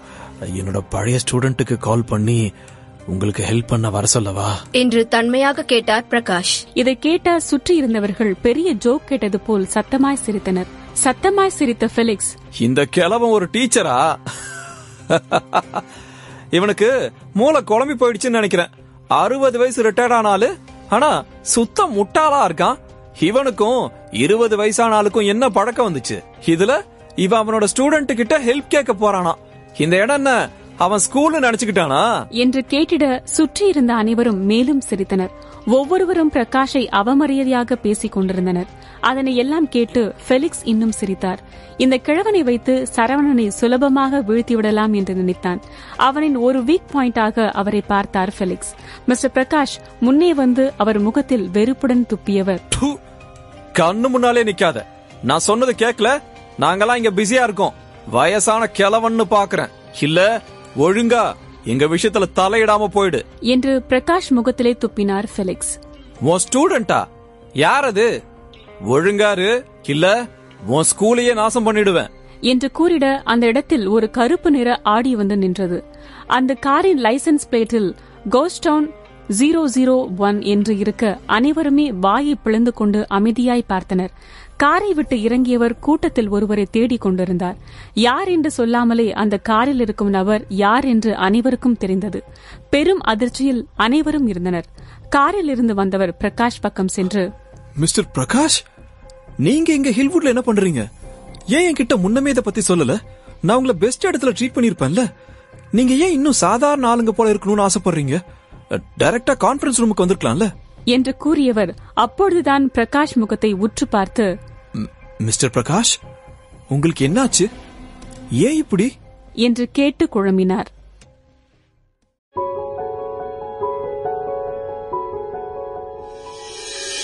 அத்தியாயம் 89. மன்னிப்பு. அந்த இடமே மயான அமைதியானது. பிரகாஷ் யார் என்று அவர்களுக்கு தெரியவில்லை. ஆனால் வந்திருந்த வாசுதேவை அவர்களுக்கு நன்றாய் தெரியும். அவரிடம் நெருங்கவே பல பேருக்கு அச்சம். அங்கிருந்த ரிப்போர்ட்டர்கள் அனைவரும் உடனே தங்களின் கேமராவை ஆஃப் செய்தனர். அவரிடம் கேள்வி கேட்கும் தைரியம் அவர்களுக்கு இல்லை. வாசுதேவின் அனுமதி இல்லாமல் அவர்களால் அவரிடம் பேசிட முடியாது. எவ்வளவு பெரிய பணக்காரர்களாக இருந்தாலும் சரி, தொழிலதிபர்களாக இருந்தாலும் சரி, ஏன் மிகப்பெரிய குடும்பமாக இருந்தாலும் சரி, அவர்கள் எல்லாம் வாசுதேவை பகைத்துக் கொள்ள விரும்ப மாட்டார்கள். ஃபெலிக்ஸ் உடல் நகர மறுத்தது. அடிவயிறு எல்லாம் அவருக்கு கலங்கியது. ஐயோ, இந்த கிழவன் வாசுதேவோட டீச்சரா? என்ன காரியம் பண்ணி தொலைச்சேன் என்று மனதில் நொந்த ஃபெலிக்ஸ், மிஸ்டர், நான் வேணும்னே ஒன்னும் தள்ளி விடல என்று விட்டால் அழுதுவிடும் தொனியில் கூறினார். பங்குனி வெயில் பல்லை இழித்துக் கொண்டிருந்தாலும் அவருக்கு உடல் நடுங்கியது. பயத்தில் பேண்டை நனைத்து விட்டார் ஃபெலிக்ஸ்.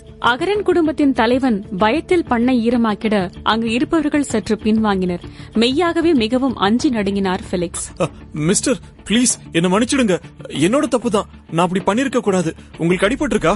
நான் வேணும்னா ஹாஸ்பிட்டல் கூட்டிட்டு போறேன். நம்ம செக் பண்ணிக்கலாம் என்று பதட்டத்தில் கூறினார் ஃபெலிக்ஸ். எப்படி என்ன கூறி மன்னிப்பை பெற வேண்டும் என்று வழி தெரியாமல் முழித்துக் கொண்டிருந்தார் ஃபெலிக்ஸ். பிரகாஷ் பெருந்தன்மையானவர். காரை தொலைத்த பின்னும் அவர் ஆட்களை விட்டு தேட கூறினார். அதனை பெரிய பிரச்சனையாக்க அவர் நினைக்கவில்லை. ஃபெலிக்ஸ் அவரை தள்ளிவிட்டதில் தான் அவருக்கு கோபம் வந்தது. இதில் மிகவும் முரட்டுத்தனமாய் வேறு நடந்து கொண்டார். அது மட்டுமா, கீழே தள்ளிவிட்டதும் இல்லாமல் பிரகாஷ் முகத்திலே துப்பி அசிங்கப்படுத்தியிருக்கிறார். பிரகாஷ் வாசுதேவை பார்த்து லேசாய் தலையசைத்தவர், ஹில்வுட்ல இருக்கிற ஆண்டர்பிரனியூரா இவரு என்று கேட்டார். மிஸ்டர் பிரகாஷின் அமைதியும் அவர் குரலில் இருந்த அழுத்தமும் வாசுதேவை ஆச்சரியப்படுத்தியது. அவர் ஒன்றும் டீச்சர் இல்லை. பிசினஸ் உலகில் எட்டாத உயரத்தில் இருப்பவர். வாசுதேவ் போன்ற பலருக்கு அவரே குரு. அந்த வகையில்தான் வாசுதேவ் அவரின் மாணவன். வாசுதேவ் போல் பிரகாஷிற்கு பல மாணவர்கள் இருக்கிறார்கள். அவர் என்னதான் ரிட்டையர்ட் ஆனாலும், அவரிடம் பதவி இல்லாவிட்டாலும் அவரின் அதிகாரம் கோஸ்டவுனில் உயர்வாகவே இருந்தது. ஆமா என்று பதிலளித்தார் வாசுதேவ். பிரகாஷ் எதுவும் கூறவில்லை. அதே இடத்தில் கம்பீரமாய் நின்றார். அவர் ஒரு வார்த்தை கூறவில்லை என்றாலும் வாசுதேவிற்கு என்ன செய்ய வேண்டும் என்று நன்றாய் புரிந்தது. மிஸ்டர் பிரகாஷ், நீங்க கவலைப்படாதீங்க என்று கூறிய வாசுதேவ் உடனே அவரின் போனை எடுத்து அவரின் செக்யூரிட்டிக்கு அழைத்து, அகரன் ஃபேமிலி மேல கொஞ்சம் எக்ஸ்ட்ராவா கவனம் செலுத்துங்க என்று ஒற்றை வாக்கியத்தில் அகரன் குடும்பத்திற்கு முடிவு கட்டினார். ஃபெலிக்ஸுக்கு சர்வமும் நடுங்கியது. ஒரு நொடி கூட யோசிக்காமல் உடனே பிரகாஷ் முன்பு மண்டியிட்டு அவரின் காலை பிடித்துக் கொண்ட ஃபெலிக்ஸ், மிஸ்டர், என்ன மன்னிச்சிடுங்க. ரொம்ப பெரிய தப்பு பண்ணிட்டேன். நீங்க யாருன்னு தெரியாம ரொம்ப பெரிய தப்பு பண்ணிட்டேன். பிளீஸ் என்ன மன்னிச்சிடுங்க. மொத்த அகரன் குடும்பமும் வாழ்றதுக்காக என்ன டிபெண்ட் பண்ணிதான் இருக்கு. கூறுகெட்டத்தனமா அப்படி நடந்துகிட்டேன். ரொம்ப பெரிய தப்பு தான். பிளீஸ் என்ன மன்னிச்சிடுங்க.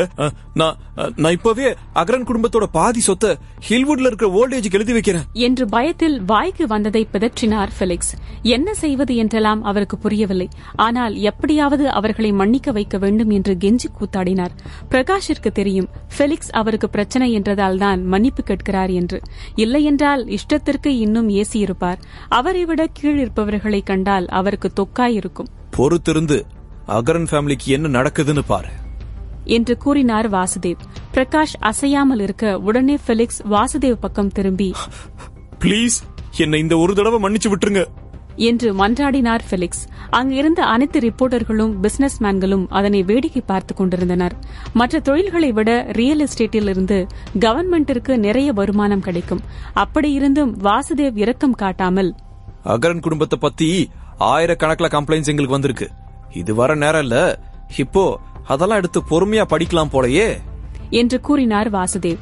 பெலிக்ஸ் தலை குனிந்து நிற்க அவருக்கு போன் வந்தது. எடுக்கும் தைரியம் அவருக்கு இல்லை. அவருக்கு தெரியாத என்ன நடக்கிறது என்று நிறைய மெசேஜ் அவருக்கு குவிந்த வண்ணம் இருந்தது. மிஸ்டர் அகரன், அகரன் குடும்பத்துக்கு பிரச்சனை. இம்பீரியல் அகரன் எஸ்டேட் இன்வெஸ்டிகேட் பண்ண வந்திருக்காங்க. இன்கம் டாக்ஸ் டிபார்ட்மெண்ட்ல இருந்து போலீஸோட இம்பீரியல் எஸ்டேட்டுக்கு வந்து ரவுண்ட் அப் பண்ணிட்டாங்க. நம்ம ஃபேமிலியை சேர்ந்த சில பேரை அரெஸ்டும் பண்ணிட்டாங்க. மிஸ்டர் அகரன், என்ன காப்பாத்துங்க, என்ன அரெஸ்ட் பண்ணிட்டாங்க என்று நிறைய மெசேஜ் அவர் போனிற்கு வந்திருந்தது. ஒட்டுமொத்த அகரன் குடும்பமும் மூழ்கி கொண்டிருந்தது. அனைவரும் தத்தளித்துக் கொண்டு இருந்தனர். கூட்டத்தில் இருந்தவர்களுக்கு வாசுதேவ் அவர்களின் சீனியர் என்பதால் அமைதியாய் பின்வாங்கினர். ரியல் எஸ்டேட் கம்பெனி மீது நடவடிக்கை எடுப்பது சாதாரண ஒன்று இல்லை. ஏனென்றால் அவைதான் நாட்டின் வருமானத்தில் முக்கிய பங்கு செலுத்துகிறது. மிஸ்டர் பிரகாஷ், நீங்க கவலைப்படாதீங்க, நான் எல்லாத்தையும் பாத்துக்கிறேன் என்று கூறினார். நீங்க இவ்ளோ தூரம் வந்துட்டீங்க, என் கூட வில்லாவுக்கு வரீங்களா டின்னர் சாப்பிட? இப்பதான் புரியுது ரவி ஏன் ஹில்வுட்லயே இருக்கான்னு. அப்போ இன்னைக்கு ஒரு சின்ன கேதரிங் நைட் வைப்போம். இன்னும் உங்க சிஷ்ய பிள்ளைங்க உங்களை பார்த்தா ரொம்ப சந்தோஷப்படுவாங்க என்று கூறினார் வாசுதேவ். கேதரிங் என்று சொன்னதும் பிரகாஷிற்கு மறுக்கும் எண்ணம் இல்லை. அதனால் சரி என்று கூறினார். மிஸ்டர் பிரகாஷ், இந்த பக்கமா வாங்க என்று அவரை கூட்டி சென்றார் வாசுதேவ். பிரகாஷ் சரவணன் பக்கம் திரும்பியவர், மிஸ்டர் சரவணா, நீங்களும் எங்க கூட வரீங்களா என்று கேட்டார். உடனே அங்கு இருந்தவர்கள் இன்னும் அதிர்ந்தனர். வாசுதேவிற்கு குரு பிரகாஷ் அத்தகைய மனிதர் சரவணனை மிஸ்டர் சரவணன் என்று மரியாதையாக அழைக்கிறாரே என்று ஆச்சரியமாய் பார்த்தனர். அப்படியென்றால் வாசுதேவும் சரவணனை அவ்வளவு மரியாதையாக நடத்திடுவாரா என்று யோசித்தனர். இப்படி அவர்கள் மரியாதைக்குரிய ஒருவனை எப்படி அசிங்கப்படுத்தினோம் என்று சிந்தித்தனர். கேசவிற்கு தன்னைத்தானே அறிந்து கொள்ளலாமா என்று தோன்றியது. இல்ல, இருக்கட்டும், நீங்க முதல்ல போங்க என்று புன்னகையுடன் கூறினான் சரவணா. இன்னும் நிவேதிதாவை அவன் சரிக்கட்ட வேண்டியது இருக்கே. அதுவும் இல்லாமல் பிரகாஷின் மாணவர்கள் அனைவரும் அங்கு கூடி கழிக்கப் போகிறார்கள். தாம் ஏன் அங்கு என்று சிந்தித்தான். அத்தகைய கூட்டத்தில் கலந்து கொள்ளும் ஆர்வமும் அவனுக்கு இல்லை. அவர்கள் வயதை ஒத்த ஆளும் அவன் இல்லை. ஓகே, ஃபியூச்சர்ல உங்களுக்கு ஏதாவது தேவைப்பட்டா எனக்கு கால் பண்ணுங்க என்று கூறி காரில் ஏறிக்கொண்டார் பிரகாஷ். வாசுதேவ் நடந்தவற்றை பார்த்து குழம்பியவர், மிஸ்டர் பிரகாஷ், சரவணா யாரு என்று கேட்டார். அவரே மரியாதை கொடுக்கிறார் என்றால் போற்றக்கூடிய ஆள்தான் சரவணா என்று நினைத்தார். எனக்கும் தெரியாது என்று சிரிப்புடன் கூறினார் பிரகாஷ். அவர் கூறியதை கேட்டு ஒரு நொடி அதிர்ந்தாலும் எனக்கு புரிஞ்சிருச்சு மிஸ்டர் பிரகாஷ் என்று கூறினார் வாசுதேவ். அதிலே அவருக்கு சரவணனை பற்றி நன்றாய் தெரியும் என்று புரிந்து கொண்டார். வாசுதேவ் சென்ற பின் எக்கனாமி அசோசியேஷனே மிகவும் அமைதியாயிருந்தது. உள்ளே நிவேதிதாவோ அப்பொழுதுதான் தூங்கி எழுந்தாள். சரவணன் அவளின் உதவியை இன்னும் கேட்க வரவில்லை என்று நினைத்து ஆச்சரியமடைந்தாள். வெளியே என்ன நடக்குது என்று அவசரமாய் கேட்டாள் நிவி. ரொம்ப பெரிய ஆளு ஒருத்தர் வந்தாரு, மிஸ்டர் வாசுதேவ் இங்க வந்துட்டு போனாரு என்றாள் லைலா. இதை கேட்டு லேசாய் புன்னகைத்த நிவி, சரவணா பக்கம் அதிர்ஷ்டம் இருக்கு, அதனாலதானே அவனால அகரன் ரியல் எஸ்டேட்டை எடுத்துக்க முடிஞ்சது. அதை விடு, நான் சொன்னது ரெடியா என்று கேட்டாள். அதனை எப்பொழுது தயார் செய்து விட்டாள் லைலா. இதை நீ பண்ணியே ஆகணுமா என்று தயக்கத்துடனே கேட்டாள் லைலா. ஆமா, அதுக்கு என்ன? அதுவும் இல்லாம நான் வேந்தன் குடும்பத்துக்கும் சரவணாக்கும் நல்லது தானே பண்றேன். இவன் இப்படியே இருந்தா அவனுக்கு கல்யாணமே ஆகாது என்று நொந்து கொண்டாள் நிவேதிதா. அதான் கல்யாணம் பண்ணிக்க நீங்க இருக்கீங்களே என்று சிரிப்பை மட்டுப்படுத்திக் கொண்டு கூறினாள் லைலா. அதில் அவளை முறைத்தவள் ஒன்றும் சொல்லாமல் வெளியேறினாள். வெளியே கேசவ் இன்னும் திகைப்புடனே சரவணனை பார்த்து கொண்டிருந்தான். பொன்னும் பணமும் அவனுக்கு என்று நினைக்கையிலே பொறாமை அதிகரித்தது அவனுக்கு. நிவேதிதா கேசவ் முன்னே வந்தாள். என் ஃபியான்சே கிட்ட மன்னிப்பு கேளு என்று அதிகாரமாய் கூறினாள். அதிர்ந்தாலும் மன்னிப்பு கேட்கவில்லை. என்றால் விட்டல் குடும்பத்திற்கே ஆபத்து என்று நினைத்தவன், என்ன மன்னிச்சிடு சரவணா என்று வேறு வழி இல்லாமல் கேட்டான் கேசவ். இதான் நீ மன்னிப்பு கேட்கிற லட்சணமா? முட்டி போட்டு கேளு என்று இரக்கம் காட்டாமல் கூறினாள் நிவேதிதா.